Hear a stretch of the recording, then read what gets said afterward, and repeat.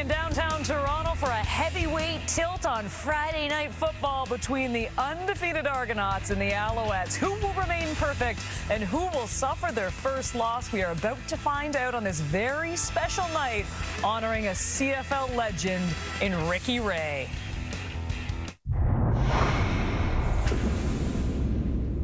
It's Friday, coast to coast, the CFL is Canada's game, where we're all pumped up to party, and we're ready for a fight. Come on, kick back, relax, watch the Friday Night Football. Boys, it's been bad, but the CFL football game is up for grabs. It's Friday Night Football tonight.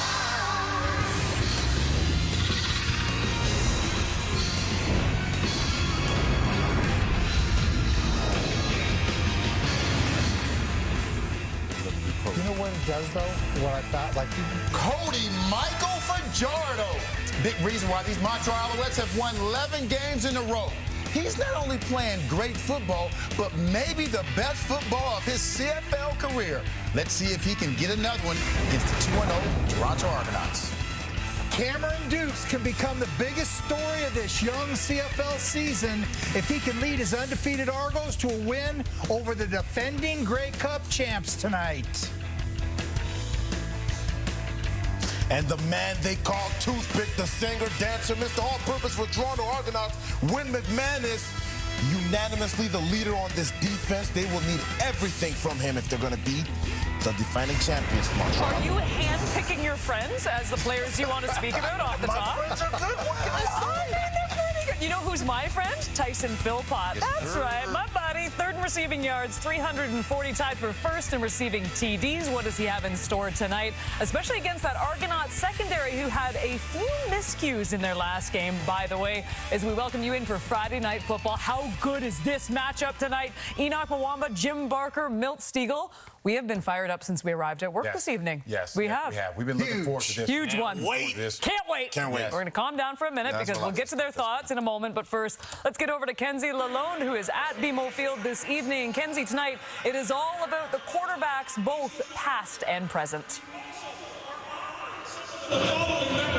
Exactly that, Kate. Both teams come into this game undefeated on a night where you celebrate Ricky Ray, a player who at times felt unbeatable. The Alouettes 3-0. The Argonauts looking for their 12th win on their home field. And you go back just last week, Halurahu with a 37-yard field goal win to seal the deal. A play that was quite reminiscent from 7 years ago. That earned this championship, their 17th for the Argonauts in franchise history. And Ricky Ray's 4th as the starter. And you look at the holder there. Well, that is a young Cody Fajardo. Fajardo speaks so highly of working under Ricky Ray in his early years, and now himself, number 7, has a championship under his belt. And you look at the other side, in Cameron Dukes, a rising star for the Argonauts, who currently leads the league in pass play percentage, completion rate, and that's a number of no stranger to Ricky Ray, who's the all-time Argonauts leader in pass completion percentage. So you look at Fajardo and Dukes, rising generational stars here in the CFL for quarterbacks, leaving that lasting impression of Ricky Ray, both looking to stay undefeated here tonight. By the way, Ricky Ray looking great in the new uniforms as well, too. We're going to be talking lots about Ray throughout the evening, but for now, let's talk about this game at hand. And as I said off the top here, Enoch, it is a heavyweight tilt. And this is a true test, in my opinion, for the Toronto Argonauts, Montreal Alouettes, just picking off exactly where they left off. What are you looking forward to the most in this one? Ooh, this is a game that the Toronto Argonauts have been looking forward to, Kate. The last time these two faced off, it was sour for this team. And when you talk about these two teams, and this year in particular for the Toronto Argonauts, one of the things that you got to take into account is they got to be able to score points against this amazing defense with the Montreal Alouettes. If you can't score points with them, because you got Cody Fajardo this year, Milt, who is putting points up on the board. Putting points on the board. We know that defense is going to be there, but they are putting points up. And now this is a huge test for Cameron Dukes. He's got to put points up on that. Before you say something, I know he hated saying Cody Fajardo was killing it. Just wanted to put that in. I know you hated to say that. No, you. We all love Cody Fajardo up here. I don't know why you're starting this, Milt. I have no clue. Well, for Cameron Dukes, this is a pivotal game in his young career. He's 2-0. He's last in the league in passing yards, but 33% of the drives that he starts end up in touchdowns. That's astronomical, way ahead of everybody else in the league. He's got 5 touchdowns, no interceptions. He's completed 81% of his passes. He's got a 145 passing efficiency, 125 is second. So he's doing the things you have to do to win football games. But this Montreal Alouette defense, led by Noel Thorpe, is a completely different kettle of fish. And if he doesn't come out and be completely on top of his game, like I say, this is a pivotal game. In is Cameron Dukes the answer, or is Cameron Dukes a rookie quarterback who's learning and growing? He's learning and growing, and I think eventually he's going to evolve into that guy who can go out there and throw the ball 30, 40 times, but he hasn't had to do that. But if he does have to do that, will he be able to do it? Because this Toronto Argonaut defense, we haven't talked about it much because they're 2-0, but they're giving up 31 points a game. They've been playing so well on offense, so no one has talked about it. Over 350 yards passing a game. If they do that again, will Cameron Dukes be able to do something against this Montreal Alouettes defense who's top in the CFL? So that's what I'm looking at. If he has to go out there and throw the ball 30, 40 times, will he be able to do it? Well, it's Friday night. You know what that means? It's not just you guys in the house. It is Paul Lapolice. Lapo, we welcome you in now, and this is a huge matchup this evening. What are you looking for? I like what the panel's talking about the offense. I want to talk about the Toronto Argonauts offense. One of the things they do lead the league in scoring, but they also are long, methodical drives. That's how they go about it. They have no big explosive plays. Montreal's got 11 explosive plays. Toronto has 1 all season. So can they move the ball, like everybody's talking about, against this defense in long 8, 9 play possessions? I don't know if they can do that. That's going to be interesting. For a play caller, Ryan Dinwiddie deserves a lot of credit because he has not pushed the ball downfield. He's given Cameron Dukes simple throws, but is he going to be able to do that tonight? That's what I'm not sure of. This defense is really good. How you know they're not pushing down the field? The leading receiver for the Toronto Argonauts is 33rd in the league. That's Rasheed Bailey. So that's what I'm looking for tonight. Can they get some explosives to make some plays, guys? Yeah, but Kadeem Cash and Carey all the way number 2 in rushing yards as well, so you know where they're getting the offense from. And you know what's funny? How many times have I Wikipedia'd Lindsey Wilson? I mean, we're doing some research around here. As mentioned, Tyson Philpott, he has been sensational 3 games in. He isn't the only homegrown talent who is making headlines. 4 Canucks in the top 10 in receiving yards as the Canadian Air Show continues in the CFL this season. The Canadian Air Show putting on a display. Philpott down the seam, makes the grab and slides into the end zone. How about Tyson Philpott? This guy is absolutely on fire. Dale Julian Grant, does he make a sensational grab or what? Both of these guys are absolutely unreal. Not just great Canadian receivers, but great receivers overall. Talk to him, Mil. These guys are making plays.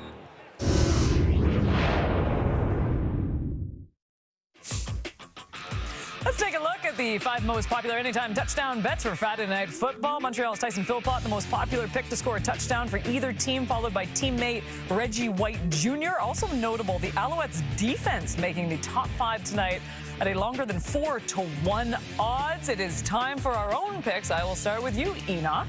I'm going to go with a guy that I'm pretty familiar with. Offensive guy, receiver for the Toronto Argonauts. He's making his return in this lineup after missing last week's game. TDF baby, Davaris Daniels. Wow, we're talking about the Argonauts putting points on the board. He's going to be key tonight. Well, I'm going to take Reggie White. He's going to be in his 2nd game back. He's that big target you want down there by the goal line. I think that's the guy Cody's going to look for when he gets down there. That's my anytime touchdown. Well, I can say all the reasons I want to go with Tyson Philpott. He's one of the hottest receivers in the league. He's averaging over 110 yards, but I went with him because Kate went with him. You were so ridiculous. I hate Kate this game so much. The worst case scenario, I'm going to tie Kate. I'm not going to let her beat me in this. So I am not sending my picks in the group chat anymore because you just cheat off me every single time. By the way, too, Davis tends to pick like off the board so he has better odds, but then as soon as I found out it's just you just need them to get a touchdown, I'm like, I don't even care. I'm just literally going to pick the favorite every single night. So shocking, we both picked Tyson Philpott. Just scores. We take a look at the recap. board here of our anytime touchdown scores for the second straight night in a row. Absolutely shocking. Milt and I are going with the same pick, but we won last night, so hopefully we can make it 2 for 2 with Philpott. Jim, you like Reggie White Jr. to score, and Enoch, as we said, you're going with Davaris Daniels. With more on tonight's game, let's send it over to Dwayne Ford. Obviously, one of the big stories for the Toronto Argonauts offensively so far this season has been the play of their running back, Kadeem Carey. His performance has helped allow young quarterback Cameron Dukes to settle in and do his thing, move the pocket a little bit, build off the run game with play action, etc. But I want to take a look at a few plays from the last game that show really where the success of Kadeem Carey is coming from. Obviously, a big part of it has to do with the blocking. Watch the work of the offensive line. Great block by Rasheed Bailey. Again, Milt Stegall, receivers can block. And you see the athleticism of Carey as he beats Luchez Purifoy to pick up a few extra yards. But it's also the cerebral game, his vision, his intuitive play. Here you're going to see the middle linebacker, Niles Morgan, beats him to the hole. But Carey, with that vision, that feel for the game, just cuts it back, turns this one into an 11-yard gain. Just minutes later within the same game, very next series. You remember how the last one looked as Carey ends up cutting it back. So this time, again, Morgan sees him, doesn't want to overcommit to the outside because he remembers that cutback. This time, Carey bounces it to the outside, shows explosiveness and speed. This one's a 15-yard gain. So you've got a combination of factors contributing to Kadeem Carey's success. Obviously, that intelligence, knowledge of the system, his athleticism, and the play of those around him. He's been a perfect fit for these Toronto Argonauts, doing a great job in the receiving game. And it's not just him on the ground, as Deontay McMahon and Daniel Adeboboye combined for over 60 yards rushing as well. So a multifaceted rushing attack for the Toronto Argonauts, guys. From rushing to receiving now, and the receiving leaders as they stand. Philpott sits at third place with the league-wide average of 113.3 receiving yards per game. His 150 receiving yard game against Ottawa last week marked a new career high, and his 124 total yards after catch, yak this season, currently leading the CFL. With more, here's Lapo with the coach's playbook. Milt, when Montreal lost Austin Mack, I said, who's going to be the explosive receiver for this football team? Who's it going to be? Tyson Philpott. Right. 100 yards per game and 3 explosives last week. He's got the ability to break a game open. I love what he does as a route runner. He can do a lot of things as a player. I thought I'd bring a Hall of Famer up with me. I appreciate it. Yeah, let's go look at a couple clips. All right, this first throw here. What's amazing here is he recognizes it's a cover 4. And what Cody does a really good job of, you always talk to your quarterbacks as well.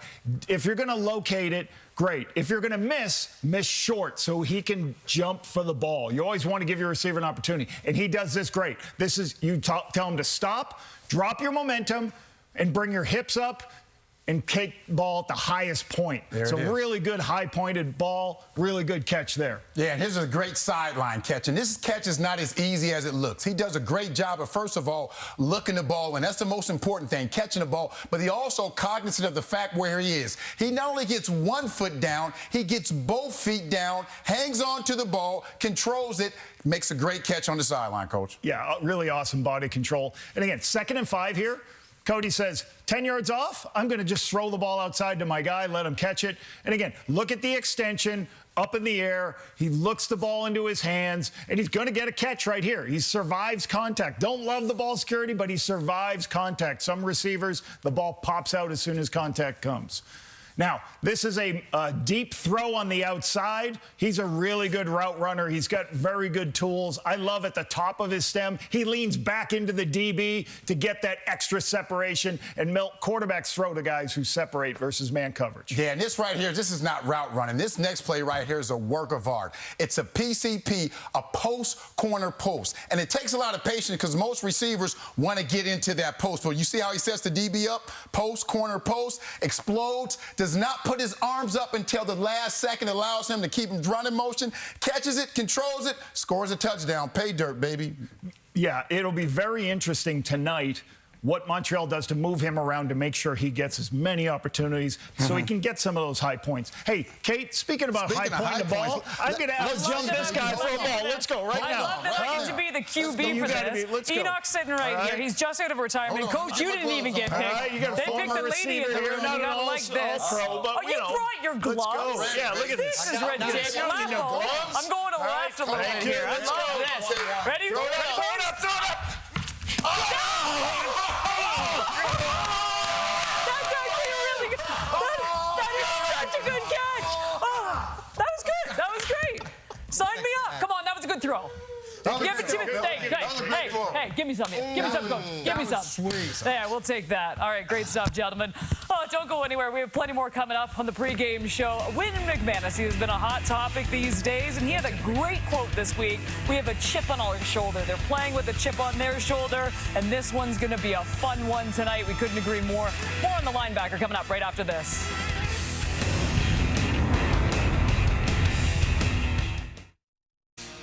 A perfect night for Friday Night Football. Argonaut fans hoping they see a big game from Kadeem Cash and Carey, who is sitting second in rushing yards currently, chasing William Please Stand Back. Here he is with Kenzie. Well, Kadeem, your group has taken down the Lions. You've taken down the Elks. So how do you keep that momentum going here tonight? Man, just be us out there. Just go out there, do what we know how to do, be a team, and go out there and perform. The team's rushing attack play continues to bring success. So what kind of workload are you anticipating here tonight? Man, workload. You can definitely say that, man. It's going to be ground and pound. It's going to be a rough, tough game. They're going to come out hitting. We're going to come out striking. So we're going to see what they got. Best of luck. Thank you. Love you, Mommy. From the Argonauts offense to defense, and Wynn McManus has been a staple for Toronto's D, being named a CFL All-Star the past 2 seasons. Recently, our Matthew Shinetti sat down with the linebacker to chat about the one thing very distinctive about him that has nothing to do with his play on the field.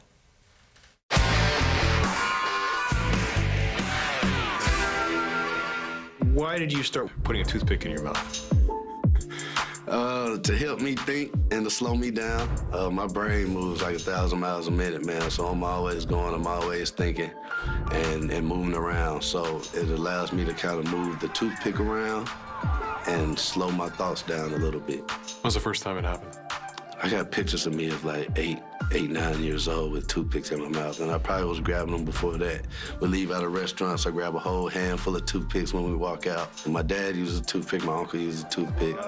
And probably just from seeing them, I probably just picked up on them subliminally, not thinking about it, but I mean, they probably don't use as much as I do now. Now, we have a couple of toothpicks here, and when I'm trying these with you, I don't want to go ahead and just put one in my mouth and have it. Let's do it. It's a way. It's a method to the madness. Sleep with them sometimes. I can. Yeah. You sleep with a toothpick. Okay, so. Yeah, screaming hot. I'm still away from that. If you're going to go right into it, go right into it. See, you hide it right there. So how do you put it? Just. It's good flavor. Oh, I got a sour one. Oh, this will be good. So I just, does it go in? And. But under your tongue, though. There's a pocket underneath your tongue. Pocket underneath it? Oh, because if you have it here, it's pretty good, right? Well, you know, if you have it here, it can kind of go back and get lost. It's kind of hard to control. Or I would swallow it, probably. If you kind of keep it underneath your tongue, yeah, you can kind of hold it in place. Okay. And control it. See, I don't think I look nearly as good as you do. See, you got to make sure you can talk. You can still speak. You're holding it with your teeth. Yeah, I'm trying to do it, and I'm like, I'm scared I'm going to poke myself. You're not. When you watch your dad or your grandfather or your uncle, like, what did that mean to you to see them have a toothpick in their mouth? I don't know, man. It was something about it. They look cool. You know, you always have that aesthetic, but also a lot of my family's from Mississippi, so just that country upbringing, that country feel, and people tell me all the time I look country with it, but, you know, I embrace it. Being on the sidelines, there have been times where I've seen you between plays have a toothpick in your mouth, and I'm wondering, like, where do you put them during games? Yeah, it's during the conditioning coach, Usama. He holds them for me. He has a case. It's kind of like a mouthpiece case, and he holds them for me. We got like a ritual and something that we do every time. How many do you usually have during a game? Just one that you take for a game? Or just one. They can last all day. See, most people chew them. You're not supposed to chew on them. If you chew them, they get all flimsy and soft. You just kind of hold them and enjoy the flavor. It's like a cigar almost. Defender, they'll keep a ball if they intercept it. Do you keep toothpicks from big games? And do you go ahead and just have that, you know, how many tackles, interceptions, turnover, or from like a big win or something, like a Labor Day Classic or something? I don't. That's actually something I probably should keep up with. If I'm in a slump, I need a big game, I go and grab a toothpick from it. Have you ever used one from a game that you've had before? I haven't. I've actually had fans ask me for my toothpick after games, or they want me to sign it, or they be like, "Can I have your toothpick?" I'm not sure how you would in my mouth. Yeah, I'm not sure how you would sign that. You want that? You ever worn these during a play? Yeah, but I've tried to play with them a couple of times, and I've ended up breaking them. The worst that's happened is it's gone through my lip. I've had a few scares of going to swallow, but never have I had like a football scare, hit somebody or something happened and it went down my throat. I feel like I've had enough control over it. It's the East Final.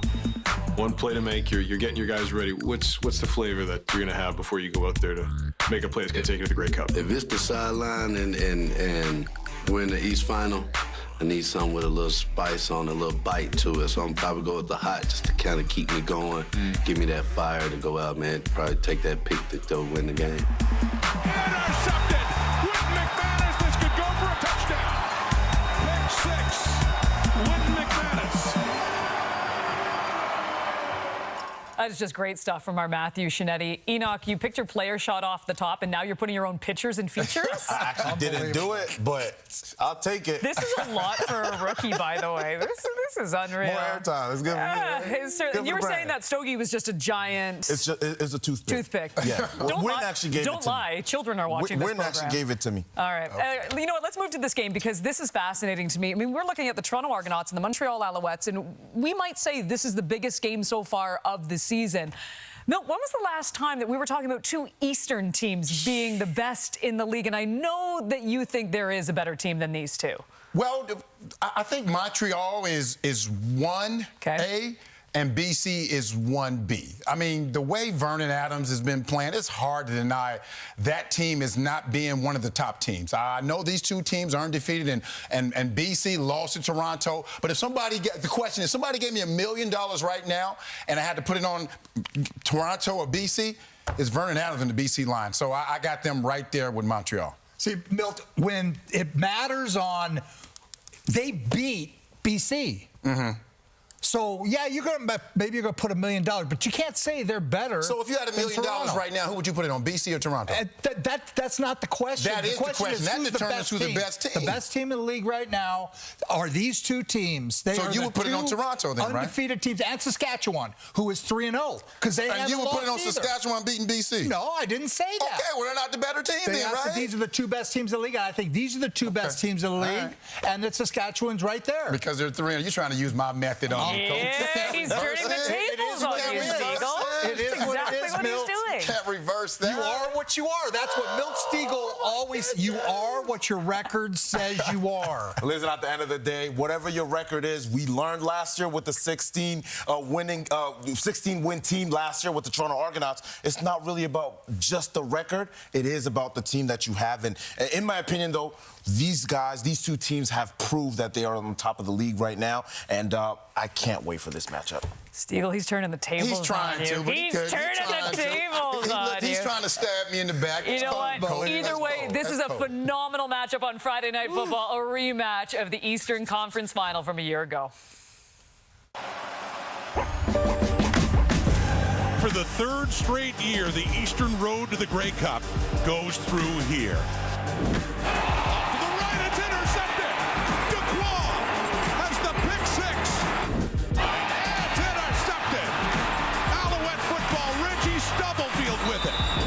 Onslaught by the Montreal defense just continues here in the third quarter.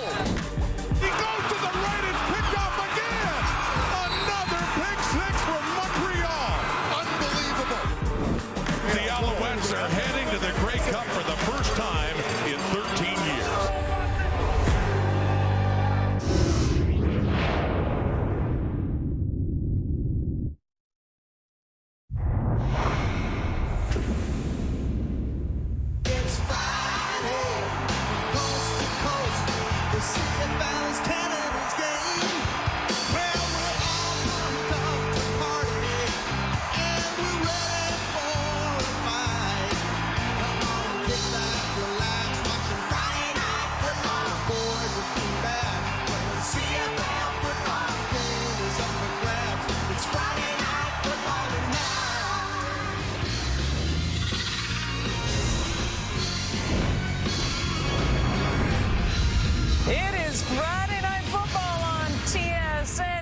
Fajardo and the defending Grey Cup champions are in Toronto for an Eastern Conference final rematch. Both teams undefeated so far. Who will stay perfect and who will pick up their first loss of the season? Kadeem, Cash, and Carey, an absolutely huge reason that the Argos have been so successful so far this season. Second in rushing, trailing William Stanback. He's got 169 yards on the season. We'll see if he can catch Stanback in this one tonight. And how good is this matchup, Canada? Kate Burness alongside Enoch Mwamba, Jim Barker, Milt Stegall. It's a great night in Toronto as well, honoring the legend of Ricky Ray. We'll have plenty on him throughout the broadcast as well. But let us start with key matchups in this huge game. Coach, I'll begin with you. I so want to say the offensive line of the Toronto's a little beat up again, but I'm not going to. Thank you. I'm going to say that secondary of Toronto, for them to stay in the game, we've got to see huge improvement out of Benji Franklin, first of all, but the entire back end has to play well against this Alouette receiving core. Well, you didn't say it, Coach. I'm going to say it because I think it's very important because they've been able, this Toronto Argonauts offense, been able to run the ball for over 150 yards a game. And that's allowed Cameron Dukes to slowly get into rhythm. But if they can't run the ball, that's going to mean he's going to have to drop back and throw it 40, 50 times maybe. And can he do that? But I don't think he can right now. So it's important that the offensive line is still able to block so that running game can continue grinding it out. Well, Mill, I'll tell you what, he has no choice. Tonight is going to be the night he's going to have to throw it. And in my opinion, I'm looking at the receivers of the Toronto Argonauts. I'm looking at DeVaris Daniels, Tommy Neal, Sandani, Polk, all these guys, Coxie. The receivers are going to have to show up for Cam Dukes because chances are there's going to be a lot of pressure. Well, the fact that Rasheed Bailey is leading the Toronto Argonauts in receiving yards, and you're looking down, it takes forever to get to an Argonaut. But yeah, no, they've been running the ball well, and you're right. Cameron Dukes has controlled the games very well, though, but this by far is his biggest test of the season.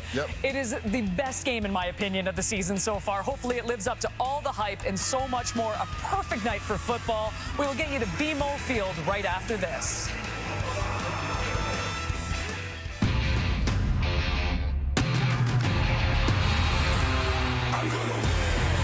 Whatever it takes, all gas, never hitting the brakes. Gotta see with the ace, you're gonna give you to my face. Whatever it takes, all gas, never hitting the brakes. Gotta see with the ace, you're gonna get used to my face. Get it, get it, get it.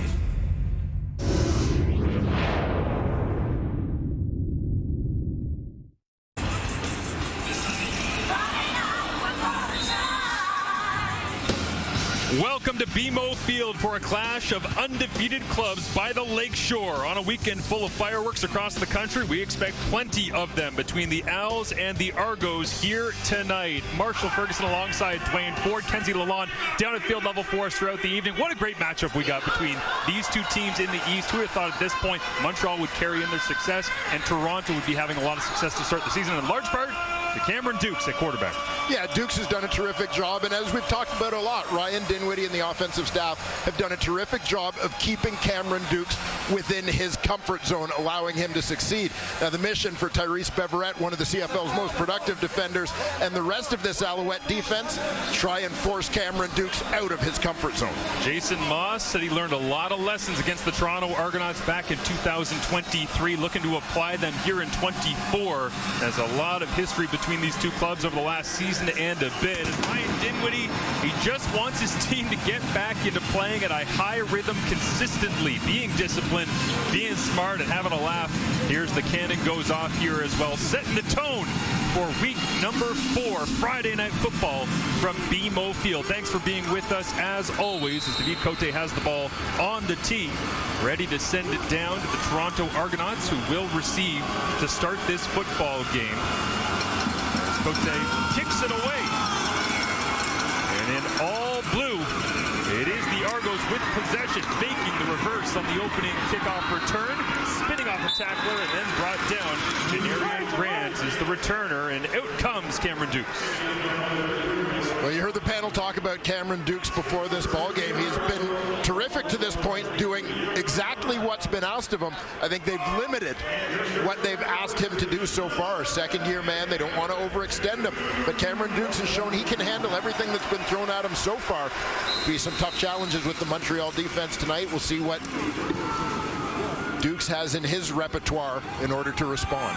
Montreal best in the league at shutting teams down on first down and getting off the field on second down. They have a formula. What will Dukes do to try and disrupt it here tonight? It begins with a high snap, catches it with one hand, and now he'll go for a run. Inside out, makes two men miss, and rolls his way down near the 40. We'll call it the 39-yard line. And so a gain of about 6 on the play. Yeah, as Montreal starts out with a 3-man front, Cameron Dukes is going to put his legs to work out of the gate. Sees an opportunity to get around the edge so he doesn't hand off that ball. Good way to start. Feel involved in the game. Get out and get the legs moving, take a hit for the young quarterback.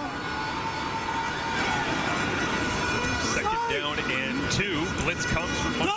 They'll flip it on the edge.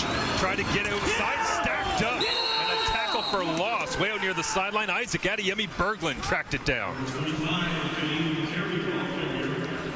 Well, Montreal flowing to the football, as you called it, Marsh.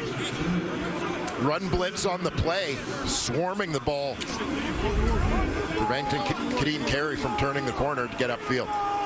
And not surprising to see Montreal begin with a 2-and-out defensively. 40% of opponents' possessions have been 2-and-outs so far this season, second only Corey Mace, used to be the defensive coordinator here in the Saskatchewan Roughriders, who get teams off the field quicker more often than Montreal. Here's James Fletcher Jr., catches it at his own 15, crosses the 25, airborne, and a big hit. Spinning, almost looked like McLeod Bethel-Thompson, who went airborne to kick off week number 4 last night in BC. Yeah, it looked like Brandon Calver getting his first action of the season, looking to make an impact on special teams for the Toronto Argonauts. Cody Fajardo takes to the field to lead this Montreal Alouettes offense, coming off a monster outing last week. And not to be forgotten, amongst his passing numbers, 89 yards rushing so far for Fajardo this season. Mixing it in, he gets the ball out quickly this time. Keon Julian Grant makes his first catch of the ball game as the starting offense of the Montreal Alouettes. Yeah, along that offensive line, former Argo Justin Lawrence holding down the center spot, anchoring that group. And in the receiving corps, it's been a story all season. The two young guns, homegrown receivers, Keon Julian Grant, Tyson Philpott, terrific last week, combining for 16 catches, 266 yards through the air. Doesn't sound possible. They've got 56% of Montreal's catches so far this season. Add another on the first play. Now they'll go outside and chop down near the first down marker. It's Cole Speaker. And it's right there to make the play. It's Franklin flying in from his field corner spot. Yeah, ball's out quickly. You see Speaker starting off in the backfield, just shooting out to the flat in the left. Franklin closing quickly to chop him down. That's going to leave Montreal with a third and about 1. 4 of 5 and third and short so far this season. They've only missed 1. Will they miss a second here? Looked like a pretty good push from the Argos front. We'll wait for the spot of the football, but there didn't seem to be much of a surge at all there, Dwayne. No, Caleb Evans in the ball game running that short yardage offense. No movement at all. Down Argos. As Toronto gets the stop, and Jason Moss frustrated by not being able to get the push up front. You see Nick Callender pushed back. Caleb Evans nowhere to go. Toronto football.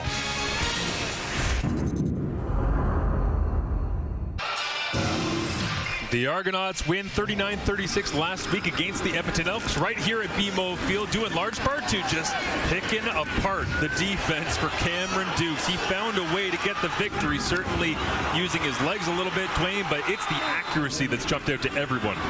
Yeah, over 80% completion rate for Cameron Dukes thus far, and the other piece that stands out, of course, no interceptions so far for the second-year QB. Kadeem Carey off and running inside the 30, wrapped up and brought down. But Carey into a rhythm here early on as he gets a first down. Yeah, we talked about this in the pregame. You'll see the work of the offensive line, getting bodies on bodies, getting up to second level. Rashid Bailey getting involved. He's been absolutely terrific as a blocker in this Toronto offense. And Kadeem Carey just does his thing, picking up another Argonaut first down.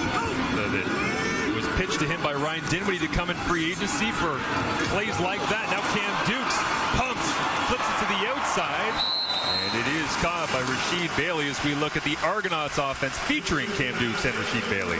Yeah, and also featuring Ryan Hunter, who's quickly emerged as one of the top offensive linemen in the CFL. Look forward to seeing he and Mustafa Johnson go head-to-head a little bit tonight. And we mentioned Rashid Bailey, touchdowns in each of his first 2 games as a Toronto Argonaut, but I think he's meant so much more to this offense and to this team as a whole in his short time in Double Blue, stepping up as a leader. We've mentioned what he's done as a blocker as well as a receiver. Argonauts went inside the score zone. 7 called passes, 1 run. This time they'll give a second as they try to get something on first down. But turned around by this Montreal defense. There's Titus Wall making a play. And defensively for Montreal, we mentioned, of course, Mustafa Johnson, who's established himself as one of the top interior defensive linemen in the Canadian Football League. Darnell Sankey has only lost 1 game as a Montreal Alouette. It was the first game he played in red, white, and blue here last season. Of course, Marc-Antoine Dequoy, one of the league's great ball hawks. Terrific 2023 season for him. Flags come up on the snap here as Dukes was looking to throw. Had DeMonte Coxey out to his left-hand side. Might have been staring him down, one of the great red zone threats. Procedure, Toronto number 62, 5-yard penalty. Richie Miller is the referee here tonight in Toronto, so some substitutions and move it back, and it'll be 2nd and 14. And there you see Ryan Hunter at his left guard spot. Just twitched just a half-second early. North Bay, Ontario native out of Bowling Green University. 2nd and long. Dukes, another high snap, brings it down. Lots of time in the pocket, looks over the middle. And that one, Jeffrey Canton-Arcou might have laid a huge hit if it was completed, but Mustafa Johnson gets the knockdown. Yeah, terrific protection from the Argonauts offensive line, but presence of mind from Mustafa Johnson to get a hand up there to affect that one.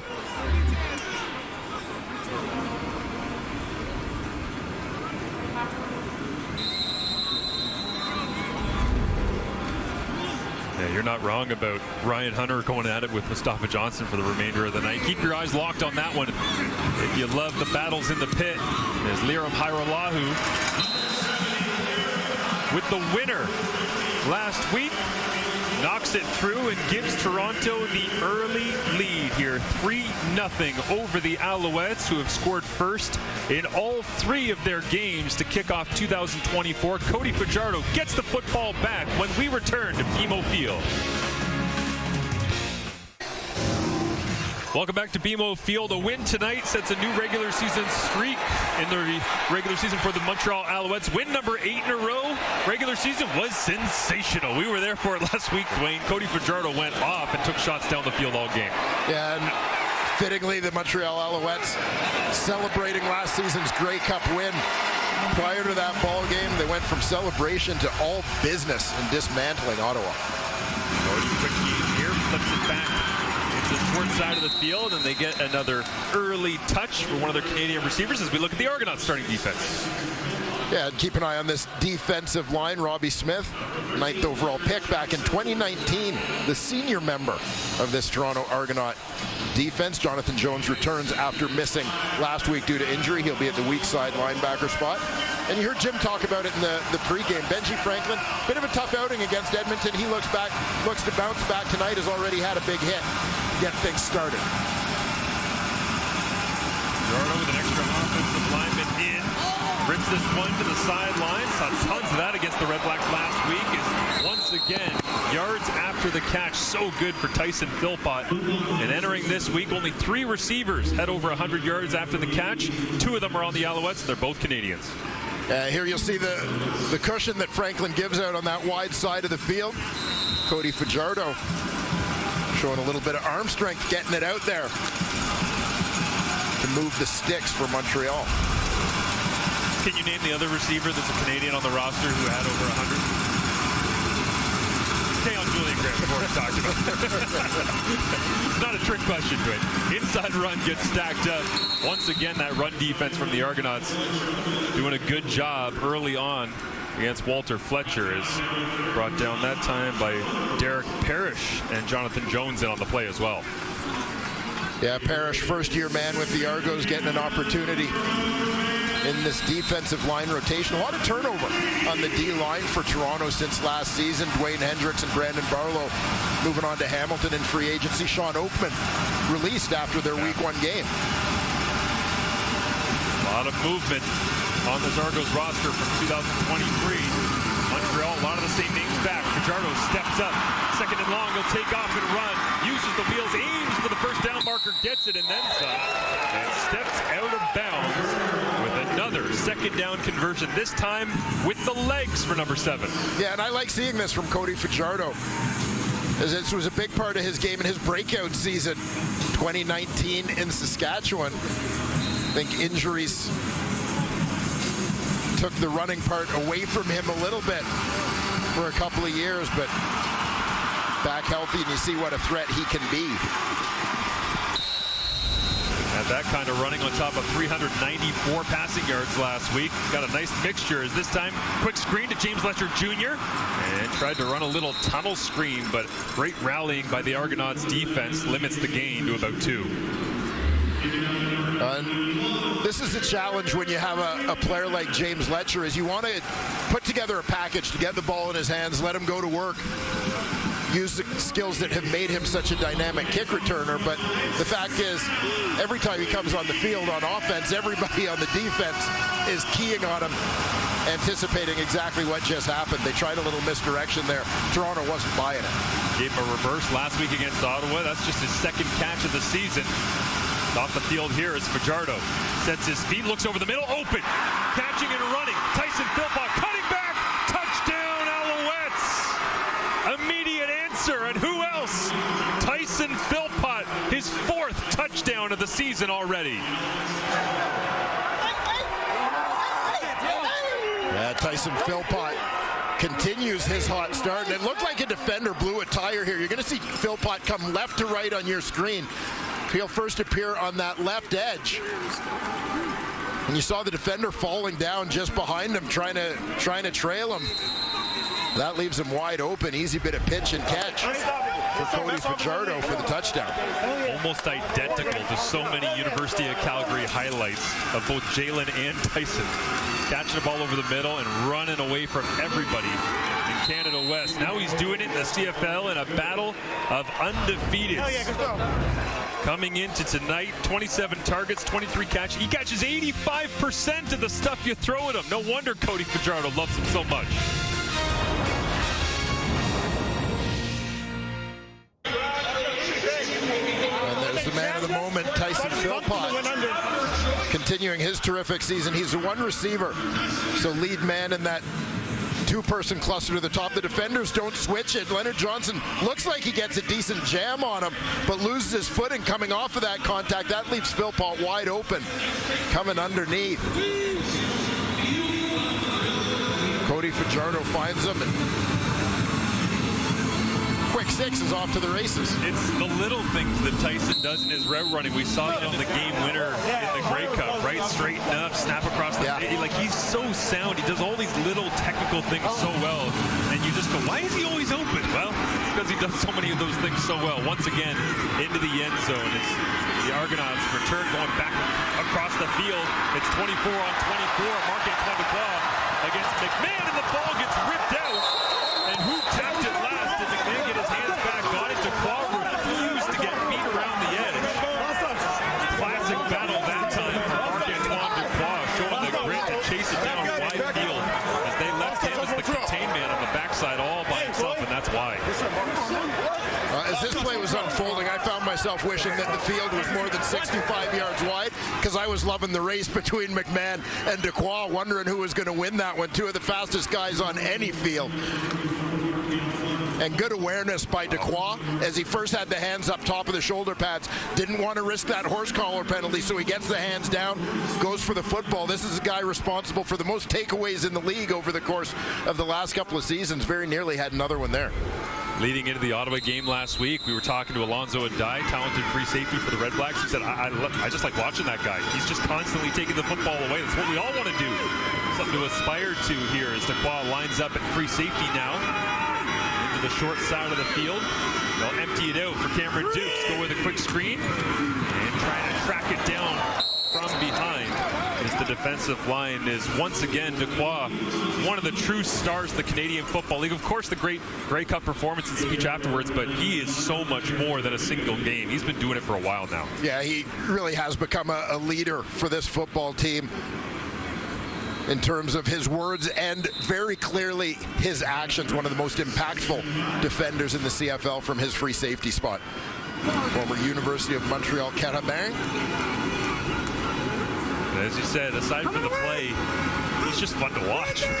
He is everywhere as Dukes digs in now on second down, looks to go and run, takes off, cuts back, and runs away wisely from Darnell Sankey before sliding down and picking up a first down with his feet, just like his counterpart Fajardo a minute ago. And in your perfect world, if you're Toronto, obviously you don't want your starting quarterback taking a ton of hits, but much of the edict for Cameron Dukes is take what you're given, and sometimes what you're given is going to involve using your legs. He's doing a good job of that. I think Ryan Dinwiddie is going to like this decision-making from his QB. Don't force a pass when there's another way to get a first down. Dinwiddie said some might throw it better, some might run it better, but he's got it between the ears as good as anybody in the CFL. As now Dukes showing that off once again, just deciding not to lose the play as he flips that into the turf. Incomplete. As in behind the play, Peter Nicastro and Mustafa Johnson get tangled up, but no flags come out. 2nd and 10. Yeah, again, that battle in the interior, but I'll go back to the point about decision making from Cameron Dukes. No interceptions through his first 2 starts of this season versus 5 touchdown passes. There you see, found himself in an awkward spot, didn't risk the loss of yards, didn't want to force the pass and risk a turnover, just gets rid of the football and lives to fight another down. Pressure coming off the edge here, late blitz and picked up by the running back right there. Kadeem Carey got it and allowed the football to get out on 2nd and 10. What a blitz pickup, and immediately Dukes goes to congratulate Kadeem Carey for seeing the pressure off the edge. Yeah, you're going to see Carey get across on this one as the blitz comes from second level off the edge. Bryce Cosby, the nickel linebacker. Kadeem Carey, veteran guy. Great recognition, great reaction. Make a play, Richie Sindani with the catch to move the sticks. 4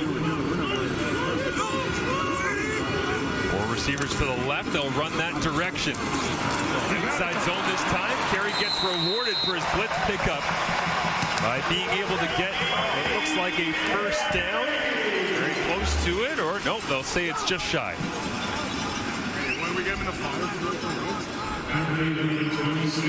Once again, offensive line sealing the corner. Carey, primarily a downhill guy. You expect to see him getting it done between the tackles. Doing a good job on the perimeter as well, as he's going to go off for a quick blow. As Duke stays in, quickly gets the first down there on 2nd and short. So Deonta McMahon checks into the game alongside Mackay Pope. Fitting in nicely is American receiver. Bit of depth in this receiving core. They've shown off in a 2-0 start. 11-game home win streak in the regular season for the Toronto Argonauts here at BMO Field. Cameron Dukes again, plenty of time, checks it down underneath, and that one misses high, incomplete.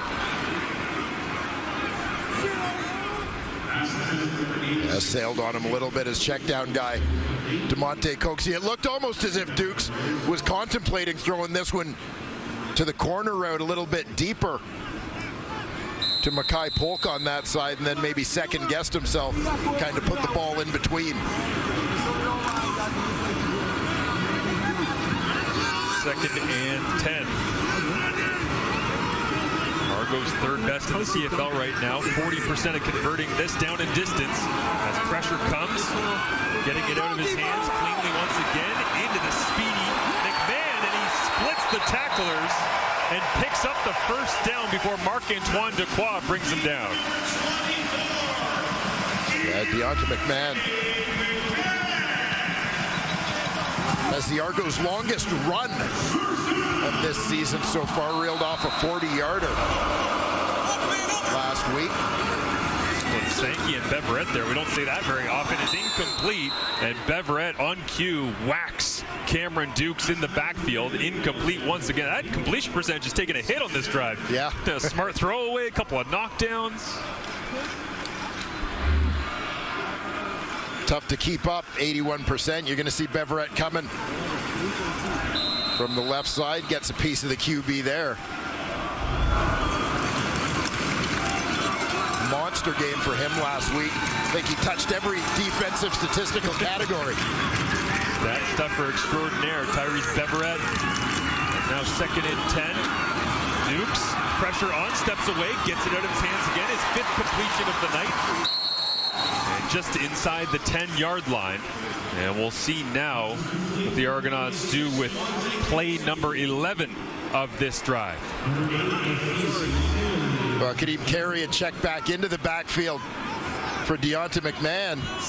And again, helping pick up the blitz.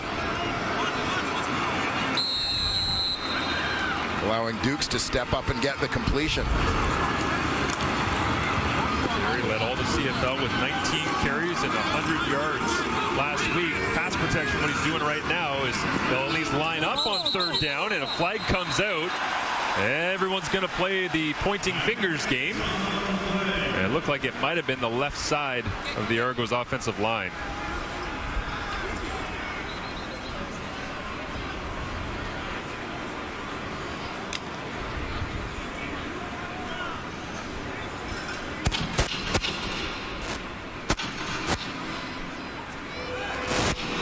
Procedure, Toronto number 62.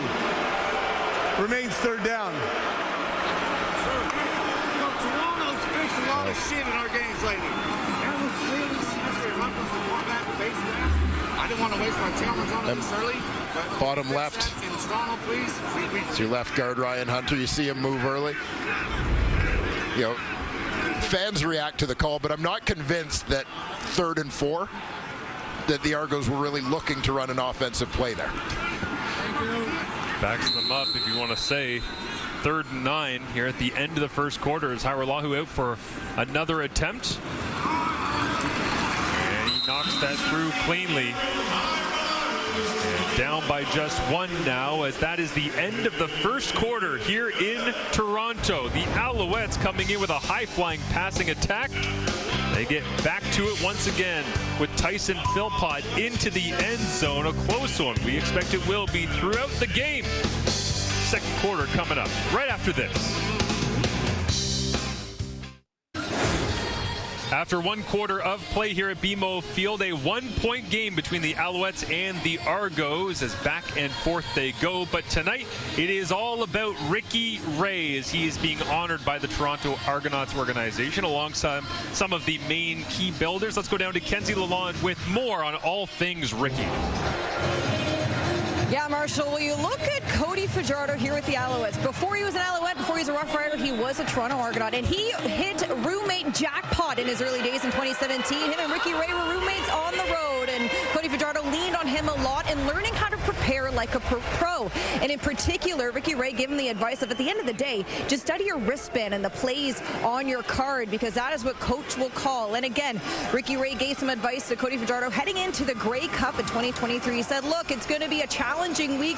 There's going to be a lot on you as the starting quarterback in the first few days. Just stay the course, study when you can, and it'll all pay off. He took that advice and then became a Grey Cup champion. Thank you, Kenzie. Yeah, amazing to see the connections there as Cam Julian Grant refuses to go down on the little pop pass, but the interweaving of Ricky Ray and all of this story and the fact that Fajardo is here tonight as well. Fajardo, highest completion percentage right now, currently in CFL history with at least 1,500 attempts. He is 3 thousandths ahead of Trevor Harris, former Argo. Number 3 is that man, Ricky Ray. Of course, always a hallmark for Ricky Ray, but a couple of his former backups, mentees, and Cody Fajardo, and Trevor Harris, Zach Collaros also on that list. Fajardo on second and long. Will go down, a big sack here for the Argonauts, flipping field position. As into the backfield, Jordan Williams makes the play. All 6'5", 285 in his first year out of Virginia Tech.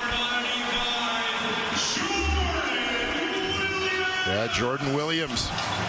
We mentioned the changing of the guard at defensive tackle for the Toronto Argonauts, a position that was a position of strength for them a year ago. So I think it speaks volumes about guys like Jordan Williams, Jared Brinkman, that they're getting this opportunity.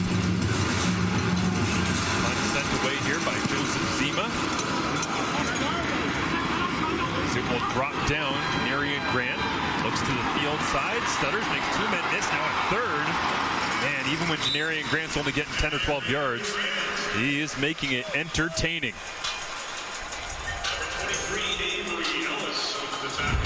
Don't miss the return of the global phenomenon critics call thrilling and endlessly captivating. HBO's House of the Dragon. The new season streams tonight, only on Crave.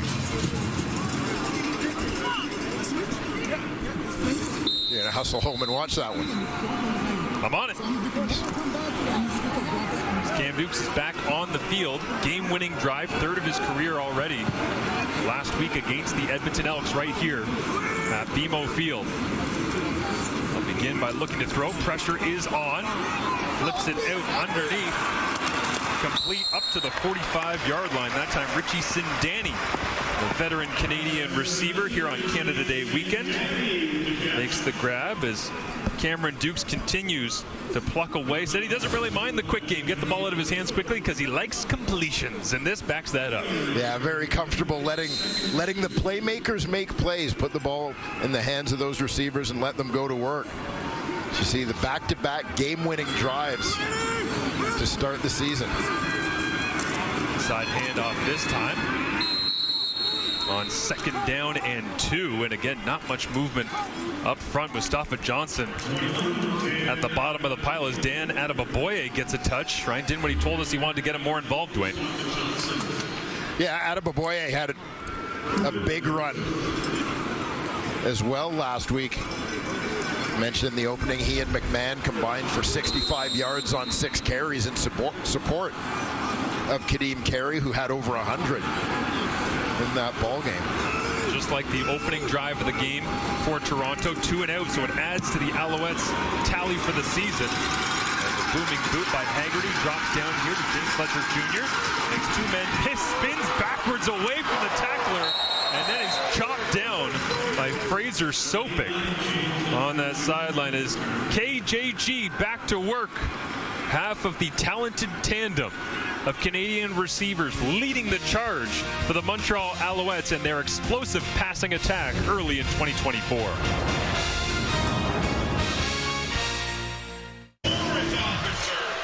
Well, Kalen Julian Grant has been putting work in early this season. Great to see him healthy on the field. Says he wants to try and stay on the field for every game all year long. It seems unfair that Philpott's got 4 touchdowns and we're still waiting for Keon to get into the end zone, Dwayne. Yeah, just a matter of time. He has been equally terrific. As mentioned, 8 catches for each of those 2 guys last week. The handoff turned around here by Jonathan Jones, and once again Jordan Williams there as well. But Kalen Julian Grant out here early on, working the hands, big body. He is super impressive in person. Yeah, he really is. Fantastic athlete. A Toronto guy. Went to St. Michael's College School here in Toronto. Great football history there. His dad, Karim, of course, former CFLer. Defensive end with Hamilton and Toronto. But, you know, I think sometimes Julian Grant, because of the way last season ended with Tyson Philpott is something of a Grey Cup hero, Philpott getting off to the great start this year. I think one of the things that people overlook is the fact Julian Grant was on fire to start last season until he got hurt. Week 8. He was 5th in the league in receiving and had sort of consistently been in the top 3 to 5 through that first portion of the season. And injuries took away the back half of the year from him. But having these two guys in the lineup together, you're seeing the electricity. First round picks in 2019 for Julian Grant, 2022 for Tyson Philpott. I mean, this is a Montreal team that, in my opinion, really drafted its way to the Grey Cup. When you look at Julian Grant in 2019, Marc-Antoine Dubois, Pierre-Olivier Lestage, Tyson Philpott, Laurent Uguak last year, all made an impact.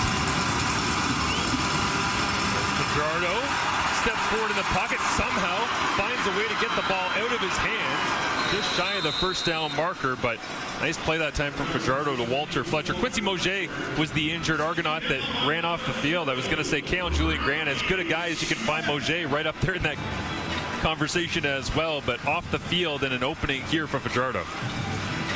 Yeah, going off script, the creativity of Cody Fajardo. And this was one of the things that caught my eye about Cody very early in his career. Obviously, fantastic run for him at the University of Nevada. He played after Colin Kaepernick there, took over that offense.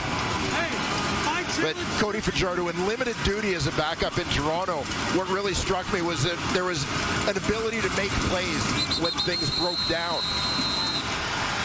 And interesting here, they ran the offense off last second, Dwayne. They ran out the punting unit.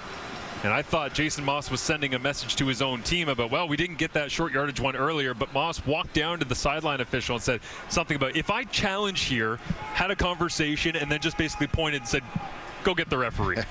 I'm not even going to throw the challenge flag here. Just go get him and let's see whether or not. I want to talk to your boss. He might be asking about tripping here. I wonder if there's any sort of...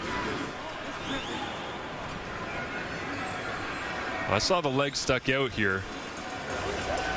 Montreal is challenging the ruling on the play. They believe their quarterback was tripped. We will review the play.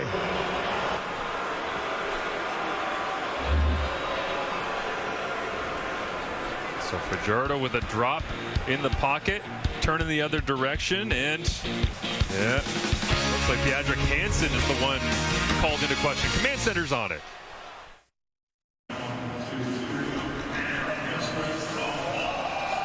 Welcome back to Toronto as they're taking a look at the trip, potentially. Deadrick Hansen, great global defensive end that's played for the Winnipeg Blue Bombers in a couple of Grey Cups. As Jason Moss wasn't happy about it, wandered down, talked to the official. What are you seeing, Dwayne? Yeah, we'll keep an eye here on Hansen coming off the edge, and he's going to fold back underneath on the scramble. The ruling on the field is changed.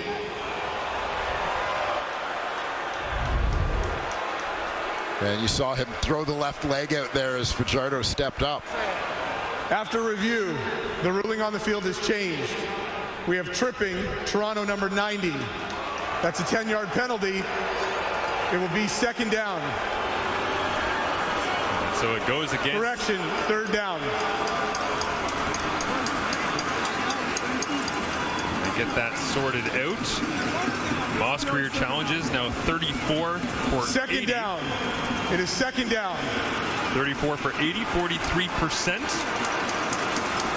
As the Alouettes did struggle with that last season, just 3 of 12, but they get one there, and it gets them a little piece of yardage and also gets them a second down opportunity without the punting unit on the field. What can Fajardo do with it? He'll hand it off to Fletcher. Oh, and a tackle for loss, wrapped up in the backfield. And it is Robbie Smith, the Wilfrid Laurier grad, making the play.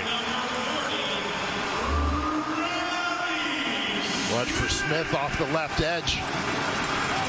Getting involved here. He and Jake Serezna off the other side, both pitching hard.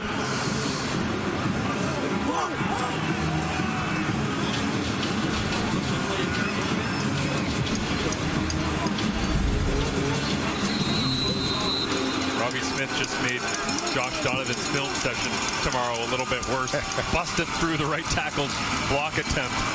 off the edge. So after all of that, with the challenge, it will be a punt anyways. As the Argonauts get possession back. And just outside the 30-yard line, Kadeem Carey leading all CFL rushers last week, 104 yards, including 3 runs of 10 yards or more.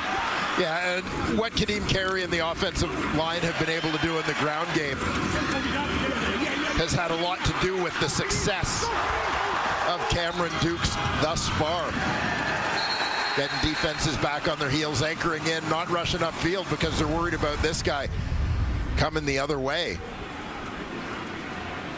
And Ryan Dinwiddie told us that he was really growing into a leadership role, and I kind of said to Coach this week, because you don't know how he ended up with a free agency. We'll step away as there's an injured Alouette down on the field, as it looks as though it is Crevon LeBlanc.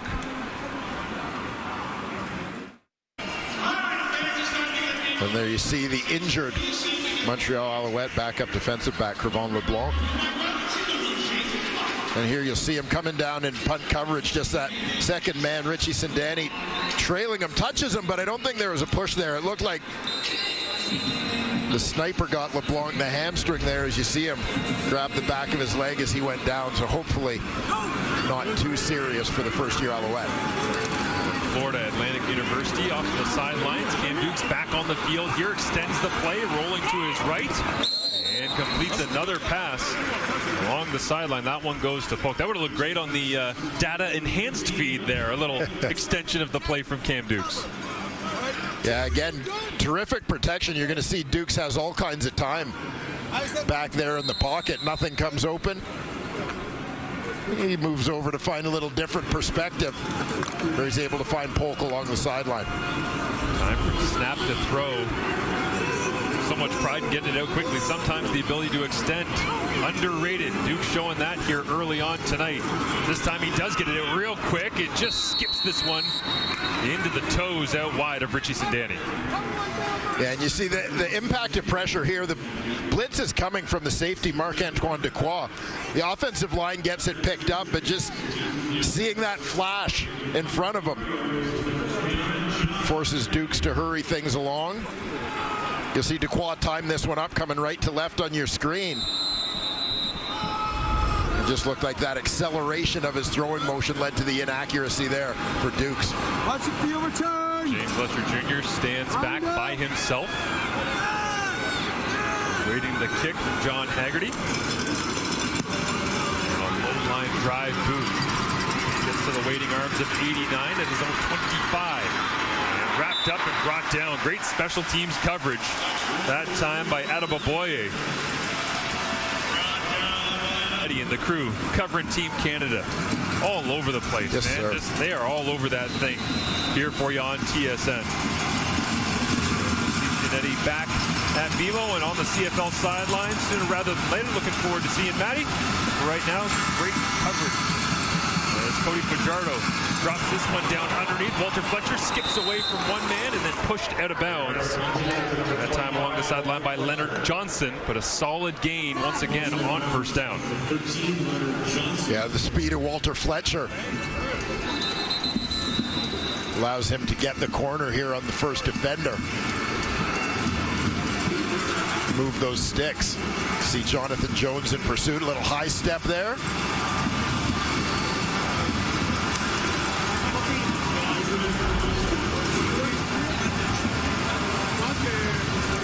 A lot of similarities as Cody Fajardo continues to be perfect. High completion percentage tonight, but you see the numbers on the jersey, sure, but in terms of build, play style, Walter Fletcher, Kadeem Carey, 5'9", 207 for Carey listed, 5'9", 206 for Fletcher.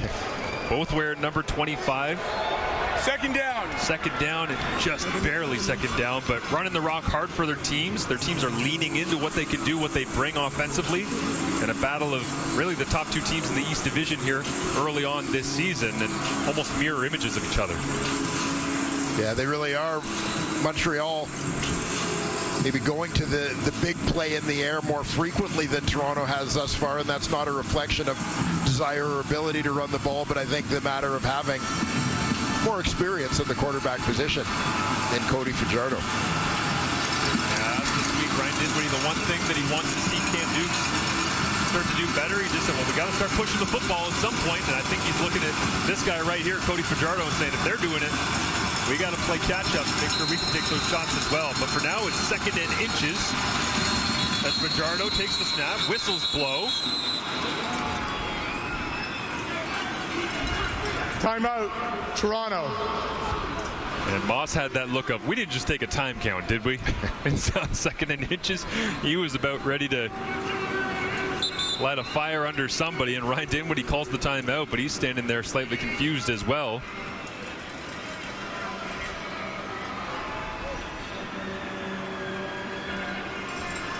The officials look to get things sorted out here.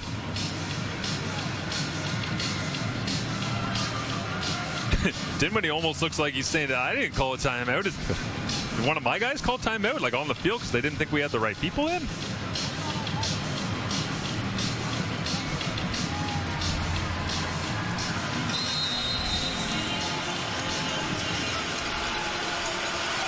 And so we go back to 2nd and inches. Fajardo once again digs in.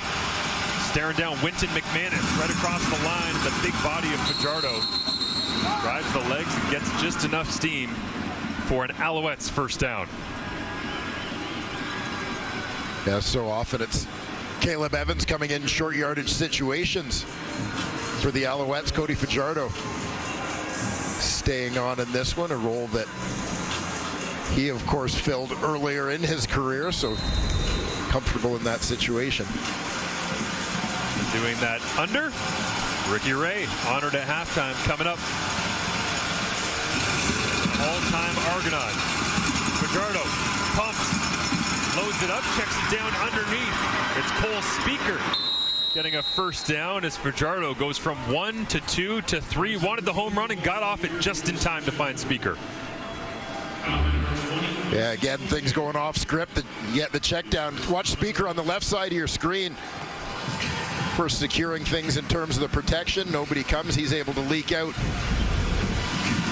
Be there underneath for Fajardo. The offensive coordinator, quarterback coach, and general CFL legend Anthony Calvillo up above for the Owls.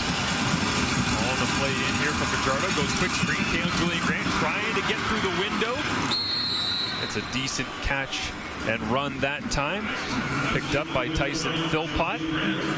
At the end of the play, as those two told us this week, they're just kind of continuing to take their turns. Whoever's hot will ride the hot hand and just keep cheering each other on. Yeah, that's it. And I think there are going to be a lot of times when these guys are both hot. Yeah. Quite frankly, last week being one of them. The K-On Julian Grant fan section, 60 tickets deep, with mom cheering on. Here in attendance tonight. 2nd and 4. 5-man rush. Fajardo gets it out. Wide side flags come up. It is completed. Rambo making the grab that time.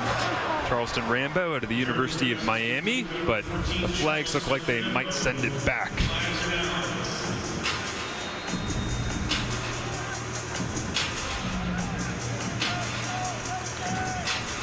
Illegal block, hands to the face. Toronto number 92. 10-yard penalty, first down.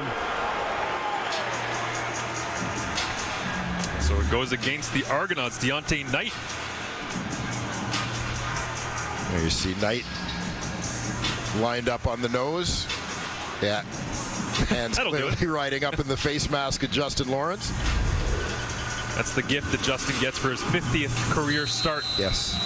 Here tonight, playing center for the Alouettes. Yeah, former Calgary Stampeder and Toronto Argonaut. University of Alberta Golden Bears product under Chris Morris. Load up the boundary this time. Fajardo, quick little bootleg, flips it over the top. KJG gets the rock and gets to the 30-yard line here for a gain of 6.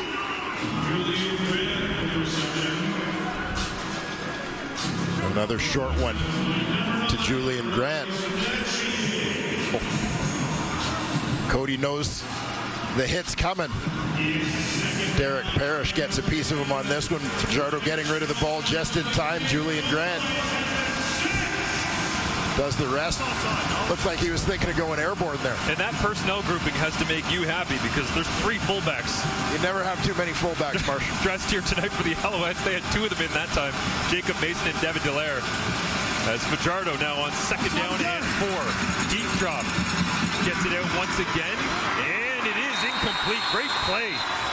Coming over the top that time from his corner spot. And you mentioned him off the top, just like Coach Parker did back in studio. Benji Franklin. Great reach, length. And that time physicality knocking it away. Yeah, and you're going to see Cody Fajardo takes another shot here. As he releases this ball, Jared Brinkman introducing himself to the Grey Cup winning quarterback. Come on, 15! Big strip there from the Argo DB. And if that felt strange, it's because it's Cody Fajardo's first incompletion. 11 of 12 to start this football game. David Cote sends this one away and knocks it through the uprights. So Montreal extends their lead now 10-6 in a back-and-forth battle. The only major so far, Tyson Philpott with a great catch and run in the first quarter, but otherwise all field goals as these teams feeling each other out in a battle of undefeateds in the East. Well, there you see a smooth operation from the Montreal Alouettes. Punter Jonathan Zima with the hold. David Cote with the kick. Felt a little bit for Stephen Flintoff last night. A couple of high snaps coming up in that BC Lions game. He was putting in work as the holder. You like when those operations are status quo. Uneventful. Inside run this time. Darnell Sankey waiting right in the hole. And he'll add another tackle to his season tally and says hello at the end of the play to Kadeem Carey. Yeah, a couple former Calgary Stampeders. Sankey and Carey now finding themselves over in the East and on opposite sides. A pretty good battle. Budding rivalry here between 2 teams that met in last year's East Division final. Dukes hands it off. Cutting back again against the grain on 2nd down and 5. And they will be short by a yard or 2 is Jeffrey Canton Arku. Rookie draft pick right there. And you see the Alouettes loading up right at the line of scrimmage. Toronto will go for it here. 3rd and short from their own end. They keep Dukes in. He rolls his way forward. Dylan Wynn looked like he might have been the first to have contact. This Alouettes defense that continues to be as stout as any in the Canadian Football League gives up the first down here. Yeah, and this is one of those short yardage plays that feels like you just run and lean against your offensive line until you hit a soft spot. And force your way forward. Quarterback's nightmare, though, at 6'1", 205 to straighten up and see Darnell Sankey waiting right there. Yeah, that's not the soft spot. Dukes this time hands it off. Now to the outside as the Argos get their running game going. But once again, it's Sankey there. He is absolutely inevitable when it comes to the running game. You might get 6, you might get 8, but number 1 will be there waiting for you at some point. Yeah, pretty good duel between 2 veteran players. Sankey showing his range, tracks this one a long way. You know, so many people talk about Sankey's size, bigger linebacker by CFL standards. You think of him as a guy plug in the middle, lower in the boom, but he can move a little bit in there too. Last play before the 3-minute warning here. As Dukes looks to throw, free rusher off the backside, and it is a sack. Jeffrey Canton Arku brings down Cameron Dukes and sends us to the 3-minute warning. Big play coming off the blindside. Dukes did well just to hold on to it. We'll see whether or not Montreal can do anything with the football when we return. Coming up at half, it's some of your favorite analysts in the country. Enoch Mwamba, Jim Barker, Milt Stegall, and whoop, whoop. That's the sound of the police. That's the sound of the police. Do you like the segment, Lapo? Love it. Oh, Lapo got the cheap seats. Down there on the edge. That's okay. We'll see you soon, Rob. Argonauts kick this one away. Haggerty. High winding boot that drops down inside the 15. Letcher's got something to work with here. Room on the outside. He's got the angle. Cuts it back. Makes another man miss. Now turns on the speed and across the 55. Great field position for the Montreal Alouettes, who have the best starting field position in the CFL through their first 3 games, averaging their own 41. This is better than that. Yeah, Letcher getting out to the wide field. He can take advantage of his speed. Alouettes do a nice job setting up the wall to get him there. He just kind of floated on air as he cut that one back once he hit the sideline.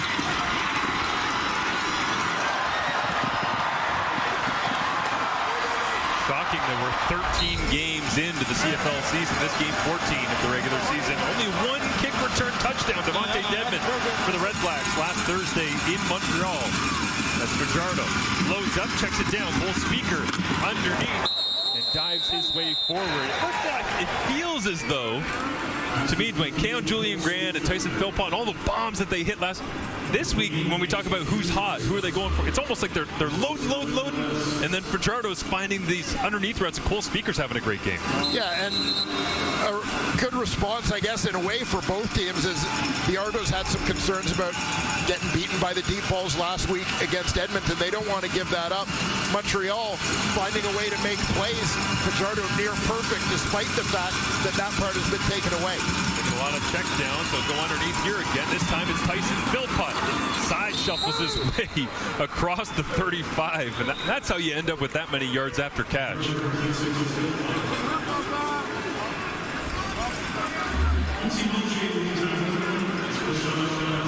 Yeah, not an easy guy to tackle. Both defenders drop off. He just hooks it up underneath. Easy completion. Let the playmaker turn it into a first down. Good to see Quincy Moget back out there for the Toronto Argonauts. So healthy after receiving some attention earlier on. Starting Sam linebacker. Fajardo, play action. Dumps it over the top. Devin Dallaire right there. And he gets walloped just across the 30-yard line. Is short completion on first down. Leonard Johnson, the corner, there waiting for him as that ball arrives. Dallaire, second-year man. Played a lot of snaps offensively for Montreal last year. For being sort of that Swiss Army knife in the Val Rougeant offense during his university career. Yeah, interesting body type at that position. It was fun to look at in the CFL draft. And now Reggie White on the field for the Alouettes. Fajardo looks over the middle. And again, Cole Speaker having a day inside the 20. First down Alouettes as the clock sits at 1:13 remaining. And it's remarkable the success that Montreal has throwing the ball when you consider all the changes they've had at receiver over the course of the last couple of years. Right? Guys like Tyler Sneed and Speaker had to step up last year because of injuries. Now Sneed out of the lineup. They just keep on rolling. Alouettes' first trip to the score zone in this ball game. As pressure coming, Fajardo's left, he rolls away to his right, completes it. Charleston Rambo makes the grab. Across the 50, dives across the 10-yard line. And is down with, it looks like another first down here. First and goal to go for the Alouettes. And you'll see blitz comes backside, that gets picked up, and then front side Robbie Smith, the free man, that's right in Fajardo's face. He sees it, he's able to throw off of it. And as if on cue, as we're talking about the seemingly endless clown car of productive receivers in Montreal, Charleston Rambo steps up with his first catch of the evening. And now Jezrin Antwi checks into the ballgame. First time we've seen the 2 running backs set. And Antwi alongside Fletcher. Fajardo, pressure on, gets it away. It's incomplete. Good coverage, and a man out wide as they tried to get Julian Grant his first touchdown of the season. A well-timed blitz there from the Argos. You're going to see off that right edge, Jonathan Jones kind of walk to it. Defensive version of the waggle. Walking up, rolling, getting a rolling start on that one. across the line of scrimmage before anyone could react to it. A little taste of their own medicine. That felt like a Noel Thorpe Montreal blitz. Deep down inside the score zone. So now Fajardo, 2nd and goal. Fullback Dallaire stays in to protect. Cody steps up in the pocket, now spins away, has to create, flips it underneath. Dallaire makes the grab and is wrapped up shy of the goal line. And he was down before the ball came out on the tackle, but Cody spinning and somehow finding David Dallaire. And what will the Alouettes do now? Well, I love this escape because he didn't really go anywhere. Just kind of turned around on the spot and lost the defenders. Dallaire, check release. Sets up the Alouettes for this short yardage opportunity.